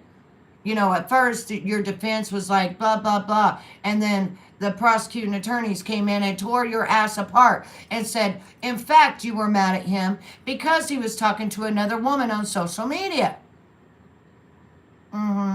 Yeah. That's why you was mad at him. Or seek help, where I nearly bled to death until I concocted a lie to save him from being arrested. For destroying my phone. My background. AL, I'm on my phone. Is that why my background's different? Because normally it looks like it has that. I'm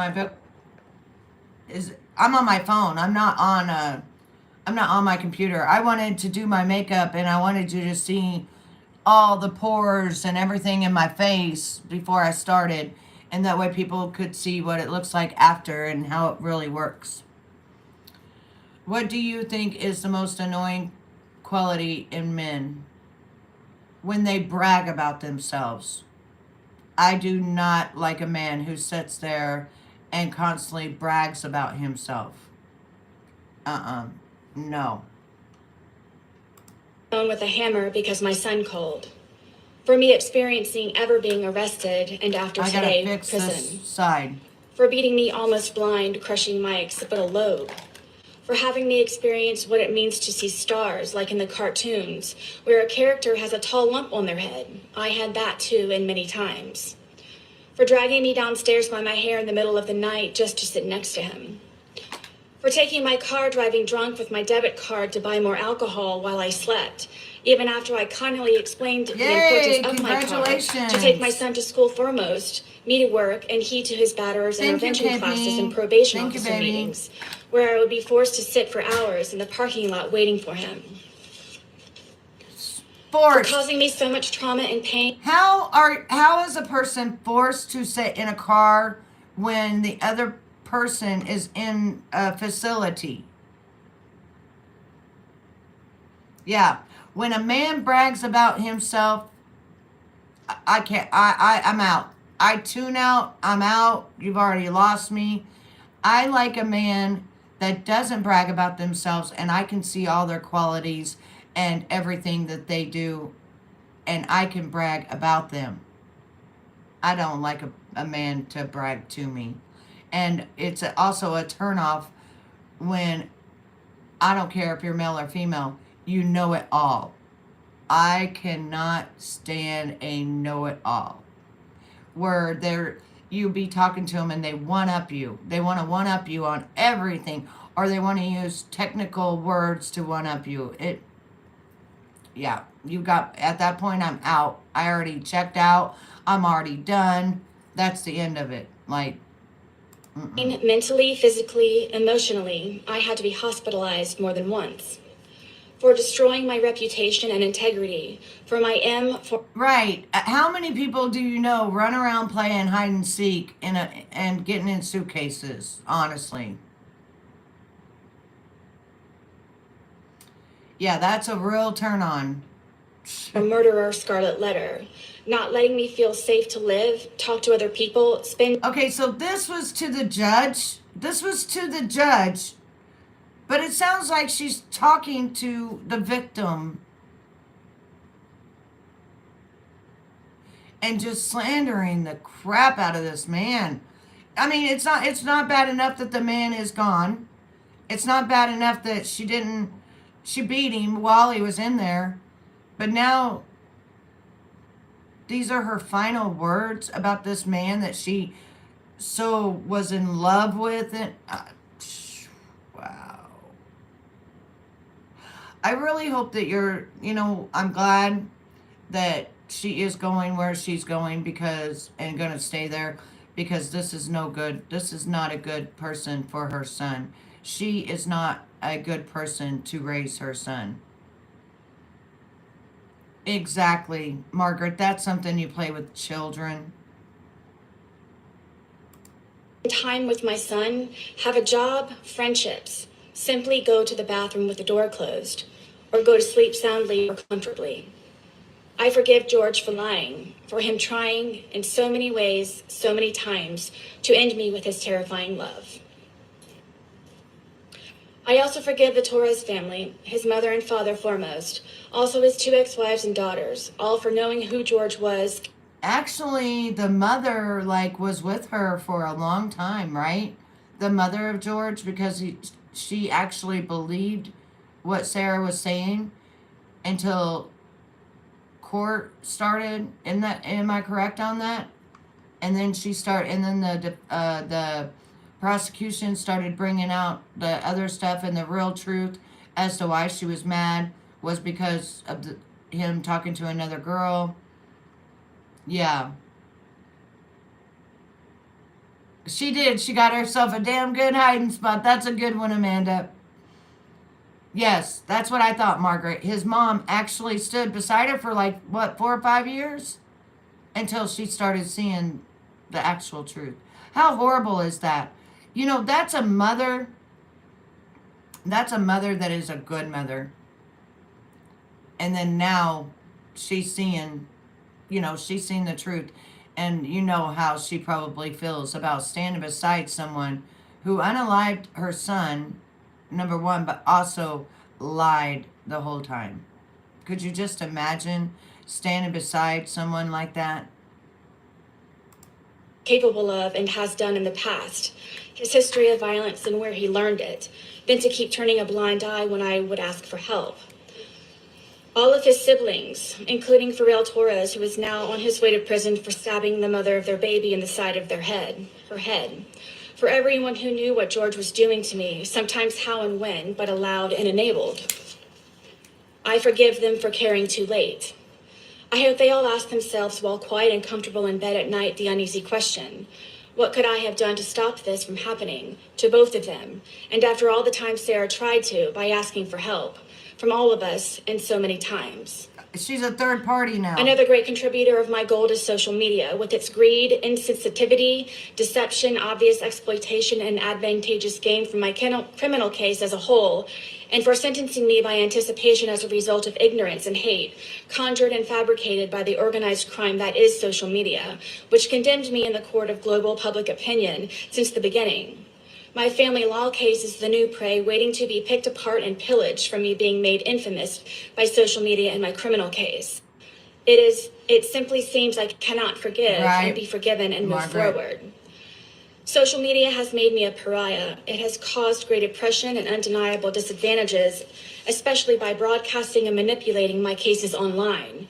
In my criminal case, as a result, my opportunities to be given a fair... Woman, do you realize that when you unalived your boyfriend, it then became public opinion? How many times did you watch the O.J. Simpson trial and all of that, Miss Sarah? Did you actually become a jury on that? Because to me, you act like a Karen. Who cares about everybody else's business but your own? Proper and uninfluenced successful conclusion was heavily depleted and poisoned. I forgive them. Also, all of the media tycoons for not having a life of their own, trying so desperately to make themselves seem so right by making me appear so wrong. I am just forgiveness blown away. for prejudgment, ridiculous theatrics, lies, making and taking blood money from my and others' misfortunes, accidents, and catastrophes. It's all over their hands and their keyboards. And even after all that's been said and done, theorized, hypothesized, scrutinized, and blasphemed, in my case, still no one knows me. Same about George. Let's just flip it around. Look what you've done to George, and no one knows him. Look what you've said about George, and no one knows him. And look who is not here to defend themselves.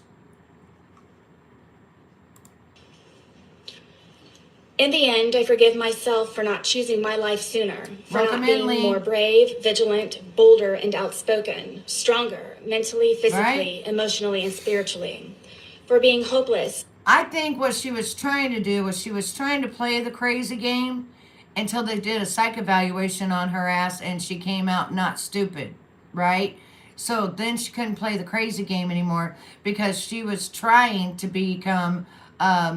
where they, instead of put you in prison, they put you in a psychiatric hospital. But it didn't work out in her favor because when you do a psych evaluation, they ask you the same question like 10 different times, and you can't go back and change it, and you can't go back and look and see what you said, and it comes out what it is. It is what it is, you know what I mean? And they found out real quickly she wasn't mentally, able to not carry on with going to court, and she wasn't able, or she was able to articulate and know what she was doing at the time of doing it. And these are the things that her peers, the jury, looked at when looking at what she had done. Eddie, I think that's very nice of you, honey, but I'm already married. But thank you. Desperate, simple-minded, weak, and inexperienced. I forgive myself for not realizing I was enduring a life of domestic violence and that the vicious cycle of never ends. I had nothing to compare to. I've never been hit by a man ever before in my life. I was raised hitting a woman was wrong and should never happen. No excuse. I forgive myself for not escaping permanently, for not fighting back sooner to save myself, my son, my dogs, home, and car. Having 20/20 hindsight, thinking of everything I could have done differently or better to avoid the outcome. I think about this every day since. Also, of all the good days we had together, for him at least, while I was constantly in hyperdrive, high alert, and paranoid, making sure I did everything right all the time. If not, the great possibility I would be ended as George threatened me with so many times before. This is insane. I forgive myself for falling in love with a monster, and no matter how grotesque he may become, I still loved him, hoped, and forgave. I tried breaking the spell so he wouldn't be a monster anymore. I saw who he was inside. George made me then, now, and always love him for all of his cracks also. We made each other our own brilliant pieces of art from the cracks and repairs. Unfortunately, not all cracks can be. In all of my forgiveness, George is my greatest lesson and will forever be a part of me. I think of him every day and still speak to him when alone on the red yard. I ask his forgiveness and that he looks for me at the gates of heaven so I can tell him how sorry I am. After you just got through slandering him worse than I think anybody's ever slandered someone in their entire life, a whole 10 minutes of slander. Yes, Donald Trump is who I vote for. Endlessly, and that I never stopped loving him. In all of it and still. When I first came to jail, I put my mat under my bed and she's cried making all me day and all crazy. night for months, only falling asleep from being so exhausted with grief. I wrote him letters. I wrote his family and his daughters, apologizing for asking for their forgiveness. You are only crying because you got caught. You're only crying because your life is over and that outside life didn't look so bad after all. You're only crying because you are now a prisoner and you are owned by the state. Lord. But due to fear that my life or sons would be jeopardized, I did not send. I am sorry. I cannot begin to fathom any of their grief and sadness. Please forgive me. Almost everything reminds me of him, seeing my stab wound especially every day especially. It truly reminds me that all I really did live through. George haunts me. He is everywhere. I believe because I do still love him, think of him, and miss his laugh the most. In my heart, I know he is with me. And how can you love, after all the things you just said for like 5 minutes straight, woman, now you're going to come back like a crazy person and talk about how much you love him. That, everything you just said about that man, there was no love. None of that's love. Love is actually forgiving and forgetting and going on. You ain't done nothing. And now you blame it all on him. Beating him with a bat while he was trying to escape the suitcase is inhumane.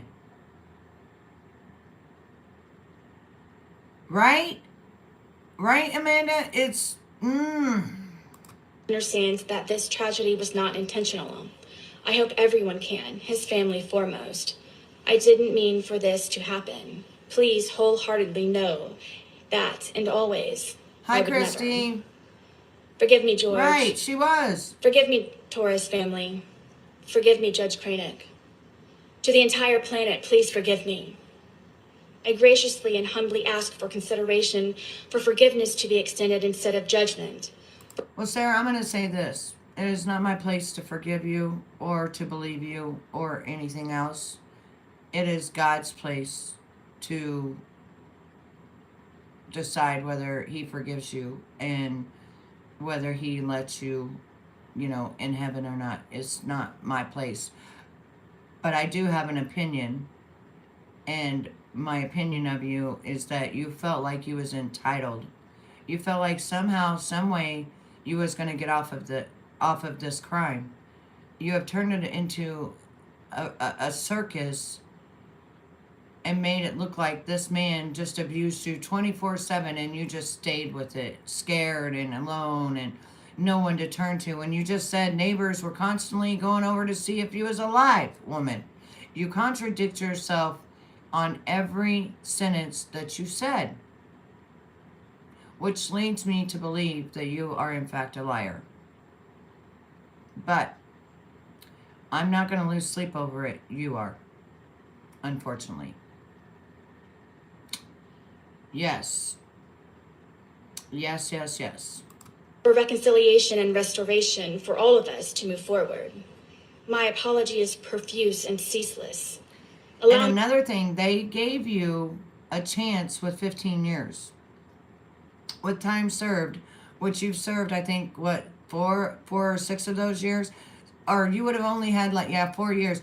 You would only had on good, if you would have got good behavior and everything, you would have only served about 6 years. But now, you wanted to play hardball, and you're serving life. Now, how dumb is that?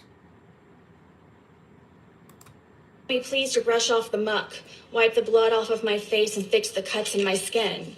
I ask for understanding in what really happened and for how long, for second chances, repentance and redemption, to advocate for all domestic violence survivors, to help them overcome, heal, and still hope, always. Don't even throw us in there. Don't throw the real people that were actually beat, physically abused, and mentally abused in with your shenanigans. Don't. Just don't. To make their voices heard, Hey, to Izzy. confidently walk with all of their scars on the outside and the inside. We're listening to To Sarah. help them not ever become a casualty of domestic violence as so many others. To stop the abuse and maltreatment before it's too late. There is always hope, and you can survive. In my soft-spoken conclusion, I ask this. Soft-spoken. Would I be the darling mother, celebrated woman of the year, if it were I who died? How many daughters, mothers, sisters, aunts, grandmothers, nieces, and friends have been because they did? I am a survivor. Learn to do good, seek justice, rebuke oppressors, defend the fatherless, plead for the widow. Isaiah 1:17. All-encompassing, protect the abused. Ms. Boone, is that the end of your written statement? Yes. Now, gathering your thoughts, did you want to make an oral statement? I do. All right, would you do that now? Yes, please. My statement, my verbal statement, is primarily to the Torres family, to the judge, to his daughters. I know you all know who I really am, and that I did care for George, and that I do still love George. I know you know that we had very many good days, and I take offense to the statement of being said that this is just for a moment. Right now with me here in the courtroom in front of you all, this is just for a moment. But the moments before that, in order for me to be here, is endless. It's everlasting. The scars that I have on the inside, my outside scars have healed, except for my stab wound. But this has changed me as a person to see things differently. Okay, so in my opinion, I feel that all of this is fake, and I feel like the way that she's trying to think and articulate this into actual words is so fake. And to understand things differently, and to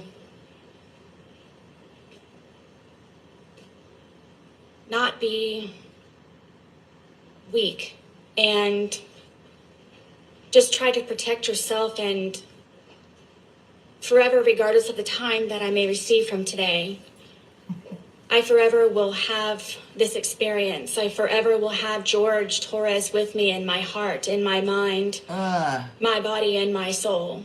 As he and I used to say that we were one soul split into two bodies. This is not just for a moment. It may be for everyone in this courtroom, but when I leave, this is forever. When you all leave, that this is forever. This is forever for everyone here and those who it matters to most. I am one of those who will experience this forever. I'm sorry. Words do not define my shame, and Yeah, I I about don't can't know listen what to else this it is crap. that I It's can horrible. say and convey to the Torres family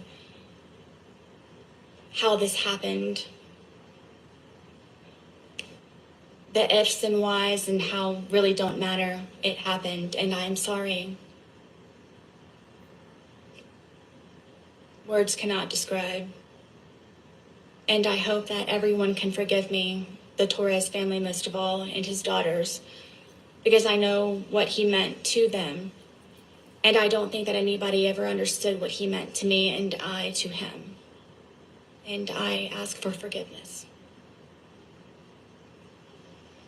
Ms. Boone, I have just one or two questions, if you don't mind. And you I can don't speak on understand it if you it. want or not. But this is a unique case, and one of the reasons it's so unique is that you were in jail for 4.5 years prior to your trial. And I understand that when you were brought up as a child, that you did have No tears, no spirituality remorse. in your family, some church, some religion. Always. But I understand that you got away from that. Did you have a chance during the 4.5 years to look back at your spirituality? Absolutely. You know, everyone Not one supposes tear. that this is one of the worst experiences of my life, and it's actually been one of my greatest. If I were not beaten to death, I was going to work myself to death on the outside, and I never had time to get back into my Bible and to pray and to be with the Lord. And I, being here incarcerated, have had time, of course, to get closer to God, to reacquaint myself to Him, and realize what it's all about. This is all temporary, and when I say temporary, So why get on the stand, slander and lie, and say the most horrific things that you can think of for George's daughters to know that those are the last words that you said about their dad? But you love him. That's not a godly person. That's not somebody that found God. That's not how God wants his children to act. It's you forgive and you forget, the same as God does with you. When you ask for forgiveness, he forgets. And that's why they say don't keep asking over and over, because he don't know what you're talking about. He's already forgave you. But you have not one tear. You have, it doesn't even look like you have regret. You're just sitting there with a sour face, you know, hoping that you're gonna serve 5 years.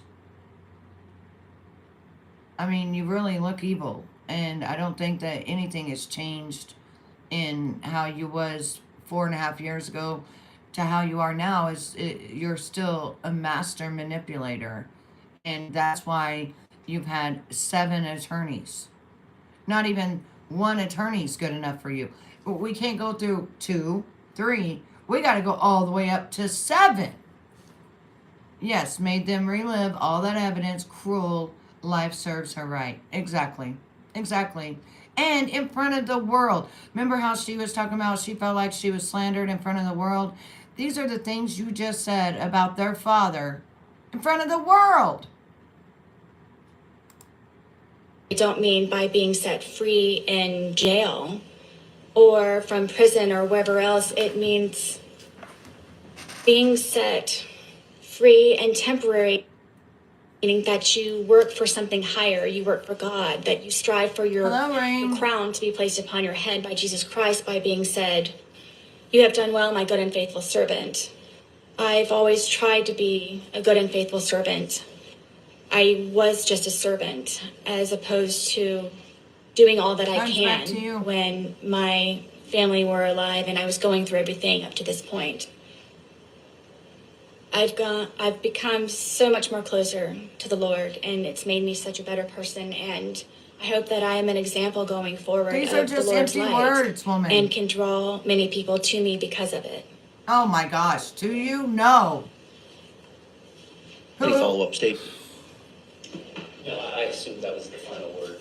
I did, Rain. you. Did you have a good one? She can return back to council's table. Anything else from your side of the ledger, Mr. Owens? Yeah, I like No more Michael witnesses, Jackson. just arguments. Okay. Anything else in rebuttal, or just proceed to argument statement? Right, she did. She skipped over an eye for an eye, right? She did. So I'm going to go over here where her sentencing is.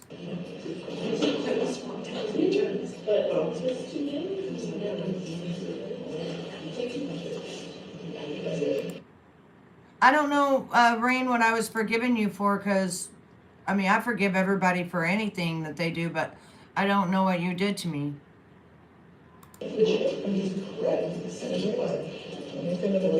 When you actually forgive and you actually have God in your heart, you don't remember like her. I would have never blasphemed and said the cruel 7-page thing of the guy, you know.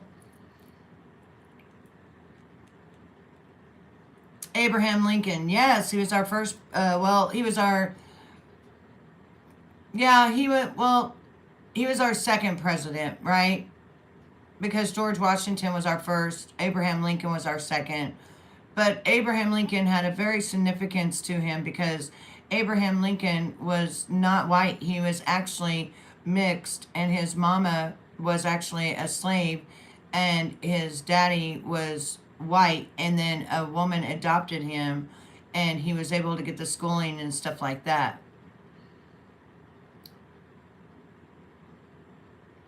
He may, I don't know.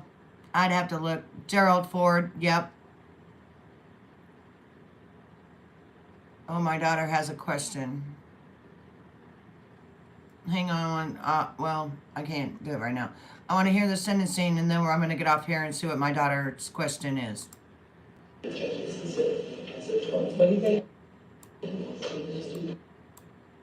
should be here real quickly. I know that.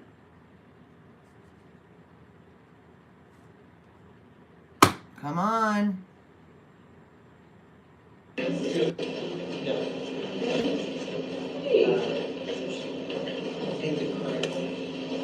They've got the jury in there, right? Or are they waiting for the jury to come back in? Because there's only 3 minutes left, or am I missing it? Ronald Reagan was a good president. He just was into the bad stuff, though. There's pictures of him at Bohemian Grove.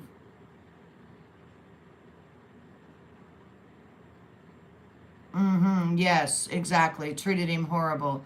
But see, people didn't know that we had, you know, a black president before. They thought that Abraham Lincoln was white, and he wasn't. Have they already sentenced her at this point, or I want to hear her sentence.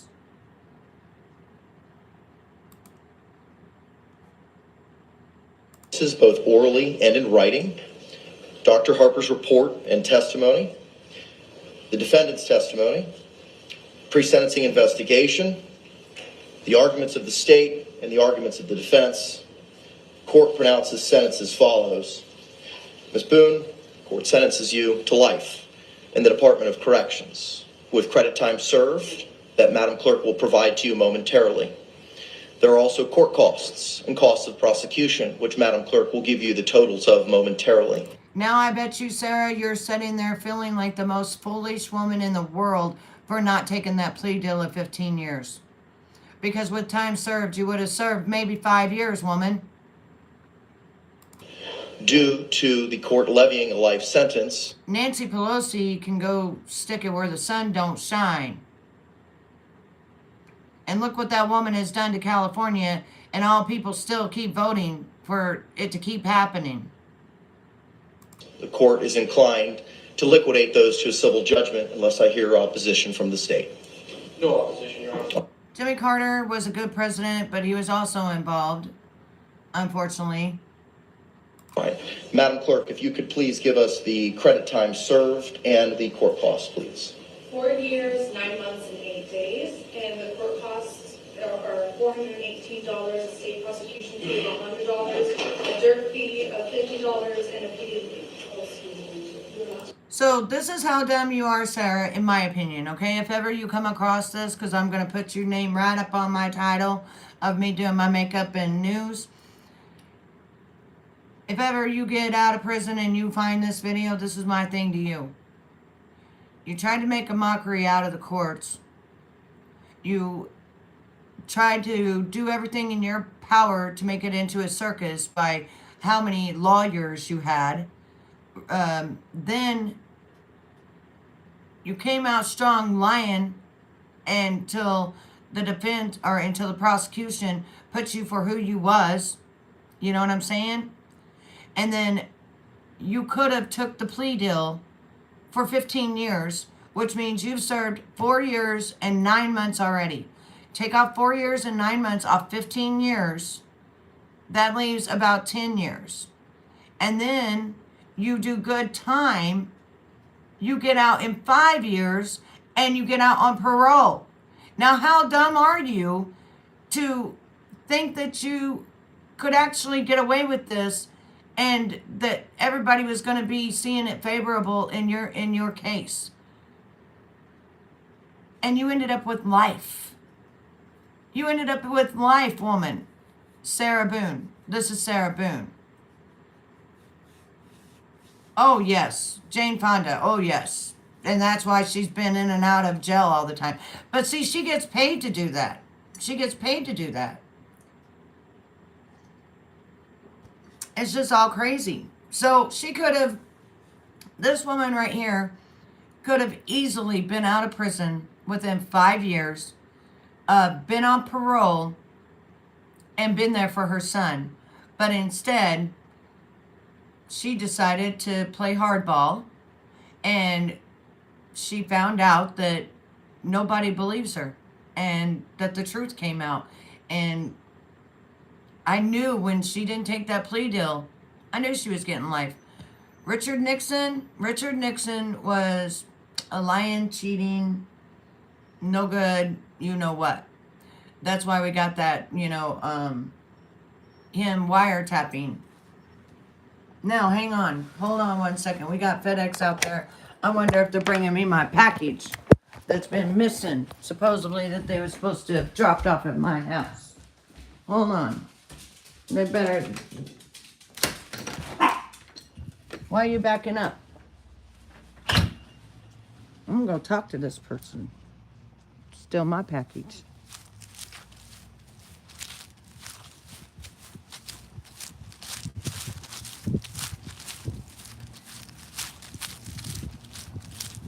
How are you?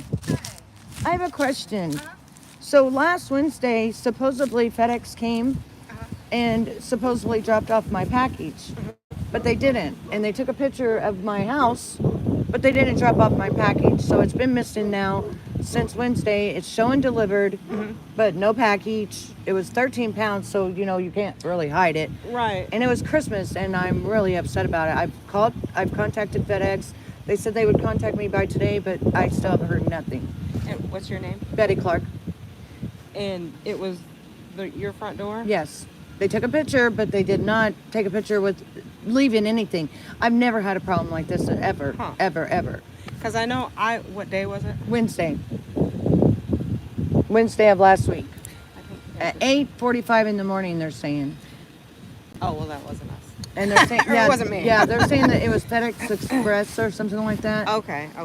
Because I was going to say, I was on this street, but I remember being over there, and I remember being up there, but I was like, and I'm really good about standing back and so that you know where it's at. Yeah, no, they just took a picture of my house. They did not take, but there was nothing there. Okay, shoot. We're FedEx Ground. Yeah. So I don't know how FedEx Express does it. I know. I've been calling. I've done everything, and they said by Monday, I'd hear back. I haven't heard nothing, and they literally my package is gone. It's $200. Yeah.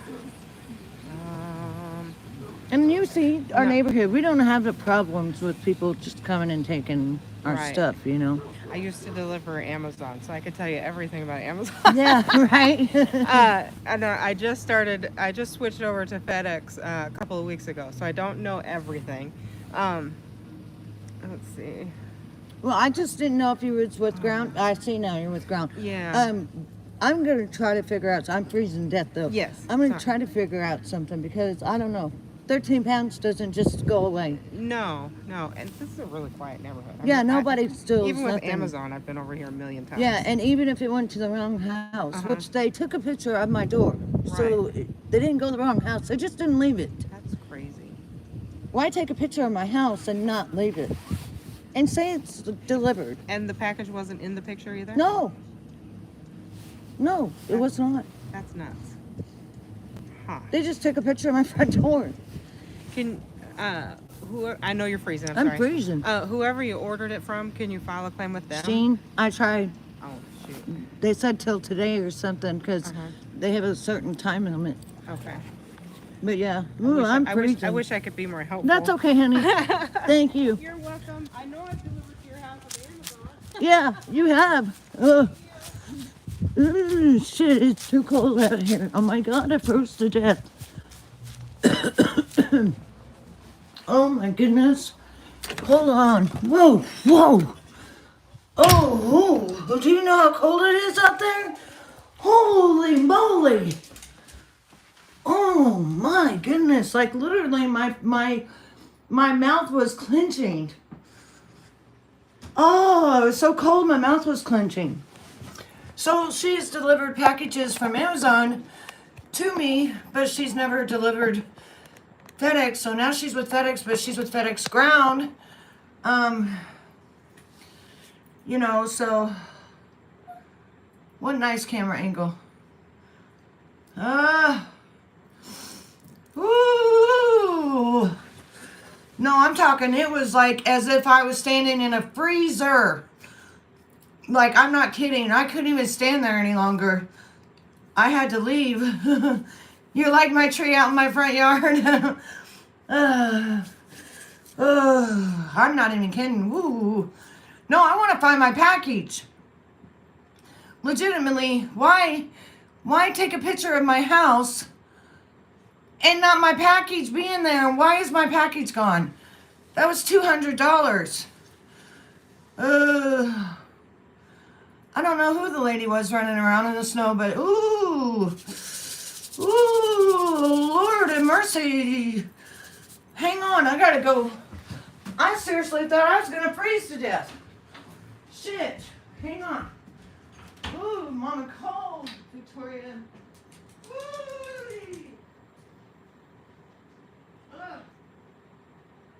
Shoot. Ooh. I gotta find my cardigan. I'm freezing. Oh my goodness.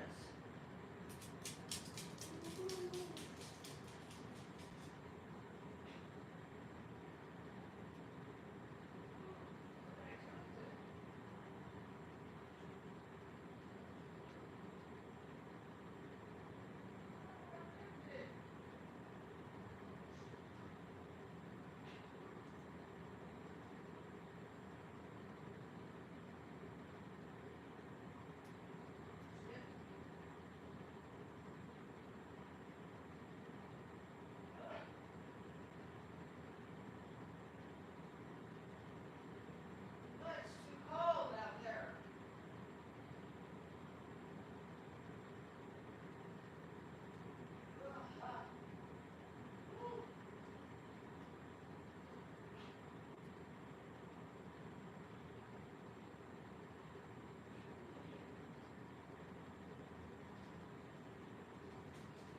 Oh my goodness. Woo! Holy moly. Oh, I'm sorry about that. I'm so freaking cold. Wow. Oh yeah, my Christmas tree, I still got to decorate it. I usually do a video when I decorate it. So, ooh. No, I have back here, I have a fireplace, you know, like electric fireplace that's built into like an entertainment center. And so I use my fireplace back here. Yeah, JFK was a good president. He tried to stop the Federal Reserve, but you know how that worked out. But now, when you go to how much debt we're in, the debt collector, it says on there, U.S. Treasury. It no longer says that it's a Federal Reserve. It used to say Federal Reserve. In a minute, I'm gonna take you all and we're gonna curl my hair. I think we're gonna put some curls in my hair today, and that way we'll have them for. Cause I usually wash my hair about once a week, twice a week. There's no reasoning to wash my hair. I don't go nowhere. I don't do nothing. And if you wash your hair way too much, you don't get your own oils, and you don't get your own stuff. And so I try to keep it Plus, I did all that bleaching and everything, and I've been keeping that T18 or K18 on there. As soon as I get done washing my hair, I always put the K18, and then it stays on there. It's done really well. If you look and see, my hair is starting to actually like be back to life again and feel vibrant again because, woo-wee, yeah. If you go back and look at those videos, I killed my hair, and it's taken, what was that, about 2 weeks ago? Yeah, it's taken about 2 to 3 weeks now to make it to where it's like this now, you know, where it's just not so, oof, it was bad. It was really, really bad. I should have never, ever, ever thought that Tin Developer was going to work, because Tin Developer is, you know, just for depositing, and I should have just used that 30. I was just scared.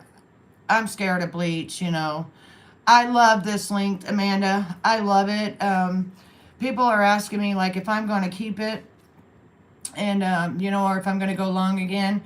And actually, I really do think I'm going to keep it, at least for, I don't know, maybe a year or two or so. Because, honestly, I ain't got all that hair, you know, where hair gets on everything, gets in everything when I vacuum and stuff, which, oh, by the way, for Christmas, my hubby got me a Robo Vac and mop, and I got it for $116 instead of $1,000. So we'll see how good it works, because it's the same exact thing as my daughter has, and she gave $1,000. So hopefully mine will work, and hopefully it's the same thing. We will see. But it's showing it was the same company as well when I showed my daughter. So she was like, Mom, that's the same thing. So it should be, it should work out. But as soon as I get unfrozen, I really liked Whitney Houston. I don't like what happens and what they do to stay in the music industry. But her songs are beautiful. They tell a story. She had a beautiful voice. And as far as I'm concerned, she will always be like the queen of that voice, you know, the queen of those beautiful ballads and stuff like that. And, you know, I don't know all the bad things that she done and stuff. And I just know that anybody who's a part of that, making millions, they all got to do it. They all got to, except for people like Ryan Upchurch, who made his millions on his own, and people like our comedian, you know, who said that this is the year for truth. He said it was, and he said that he's had to turn down $50 million 4 times to save his virgin hoe. And that he didn't go to those parties, and that, yeah, he was blacklisted on a lot of things because, you know, he you know, Cat wouldn't go with what they wanted. The hair curling under your jaw and thinner near the ears might be the next experiment. Huh? Hey, redheaded. BTK, I don't know what you mean.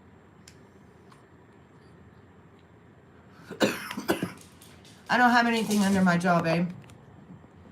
But we are going to go right now, and we're going to use my spinning curling iron. We're going to put a little bit of body.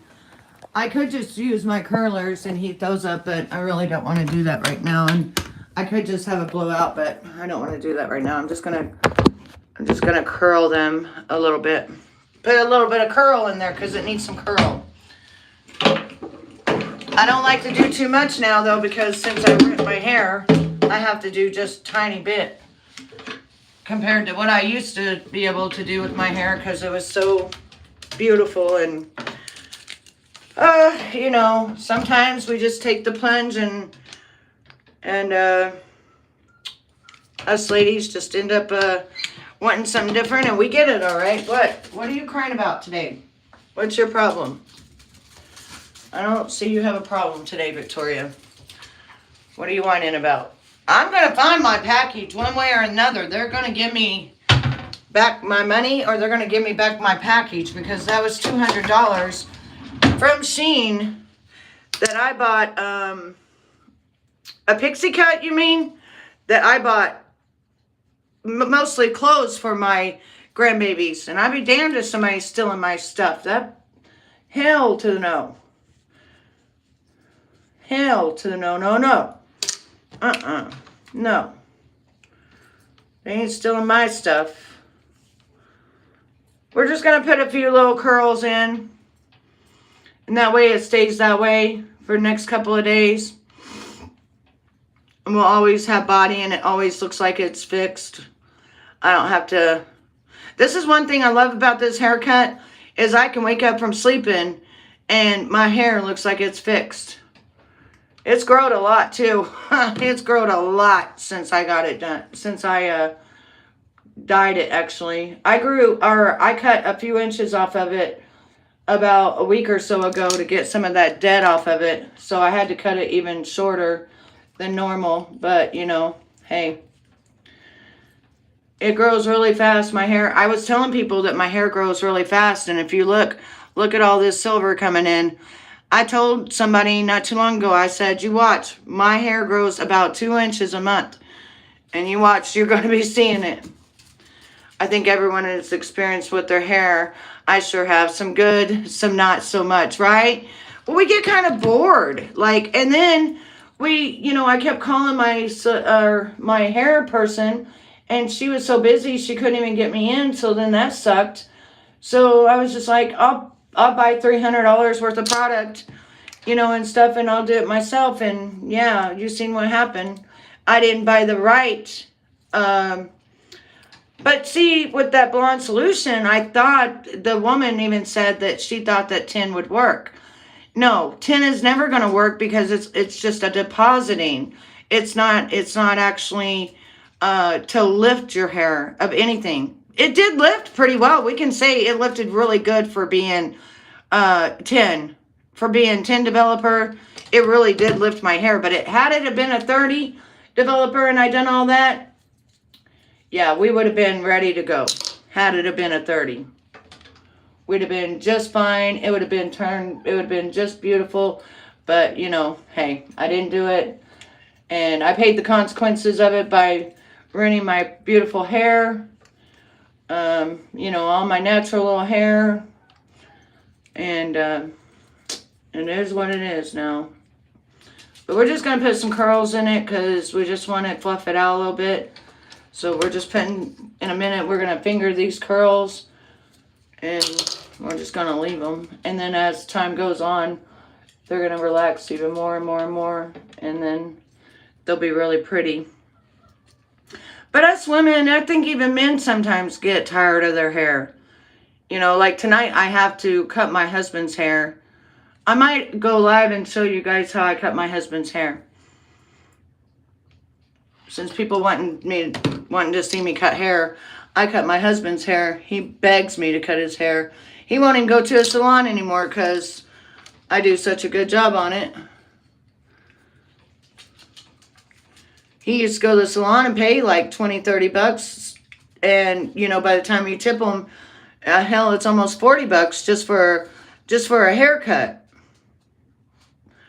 Because, of course, they'll shampoo, they'll condition it, and, and then tell you sweet nothings. You know what I mean?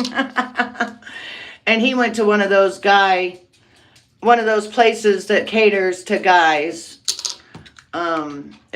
It's a salon, but it caters to men. I forget the name of it, but he goes there, and then you get a pretty girl, and then, you tip her good, and stuff like that.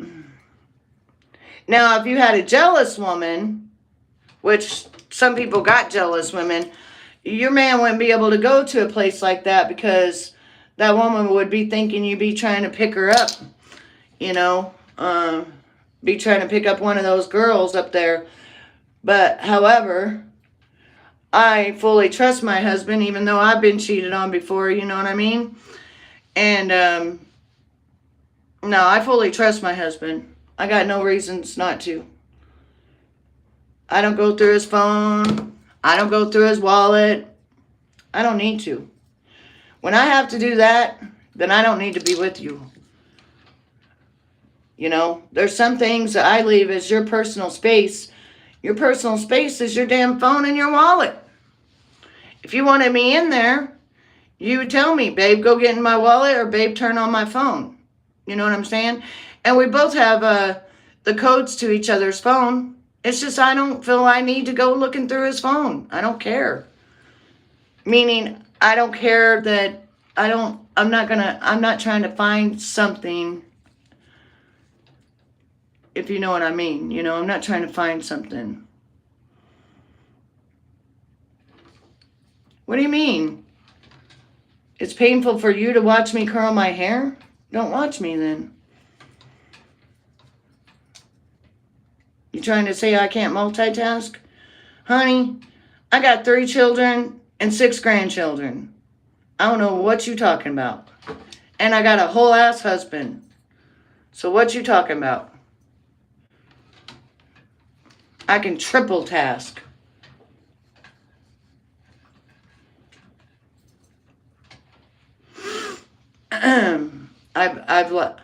I've liked the men hairstyles. I've had better than the women. I've had for some reason. Yeah, they got some really nice hairstyles. I cut my man's hair a certain way because when he puts, like, he'll put a little bit of gel in it, and then it lays a certain way and stuff, and it looks really nice, and he likes it. And it's the same thing that they do for him at the salon, you know. I don't know what you're talking about. I don't know what you're trying to say. The RC 1337, I don't know what you're trying to say, honey. I don't know what I don't know what you mean. Do I use what? I don't know what that is. I know I just burnt the hell out of my finger, though. Because this thing is hot.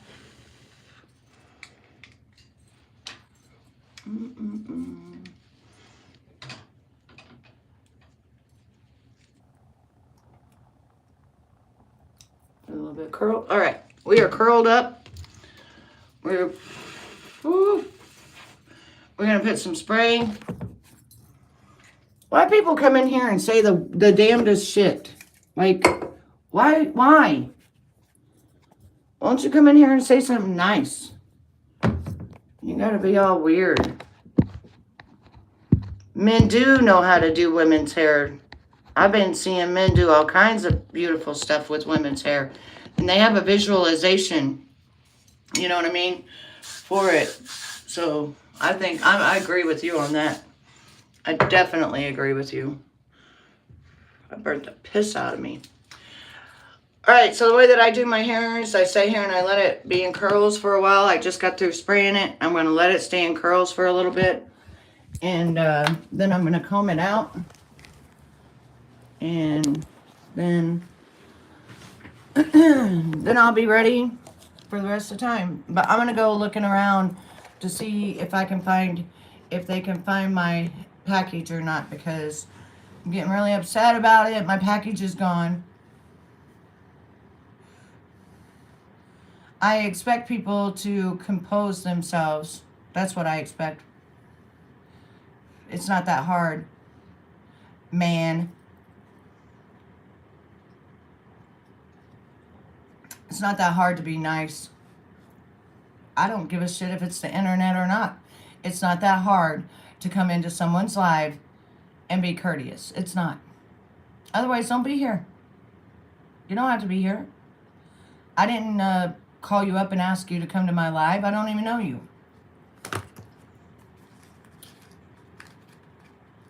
Four-letter words aren't nice. Yeah, there's a lot of four-letter words that aren't nice. People in general aren't nice. But anyways, to my angels, I love you all. Thank you all for being here. We did a real quick makeup, and then we went over the Sarah stuff. Well, how about this? How about you go F yourself, okay? Goodbye. Anybody else need to go with them? Because I ain't got no problem doing it. Okay? I ain't got no problem. Anybody else before I leave my live need to go with them? Alright, until next time. I love my angel warriors. And if you're new to my channel, I don't take no bullshit off people I do not know. Till next time. Mwah. Love yourself and one another. It's free.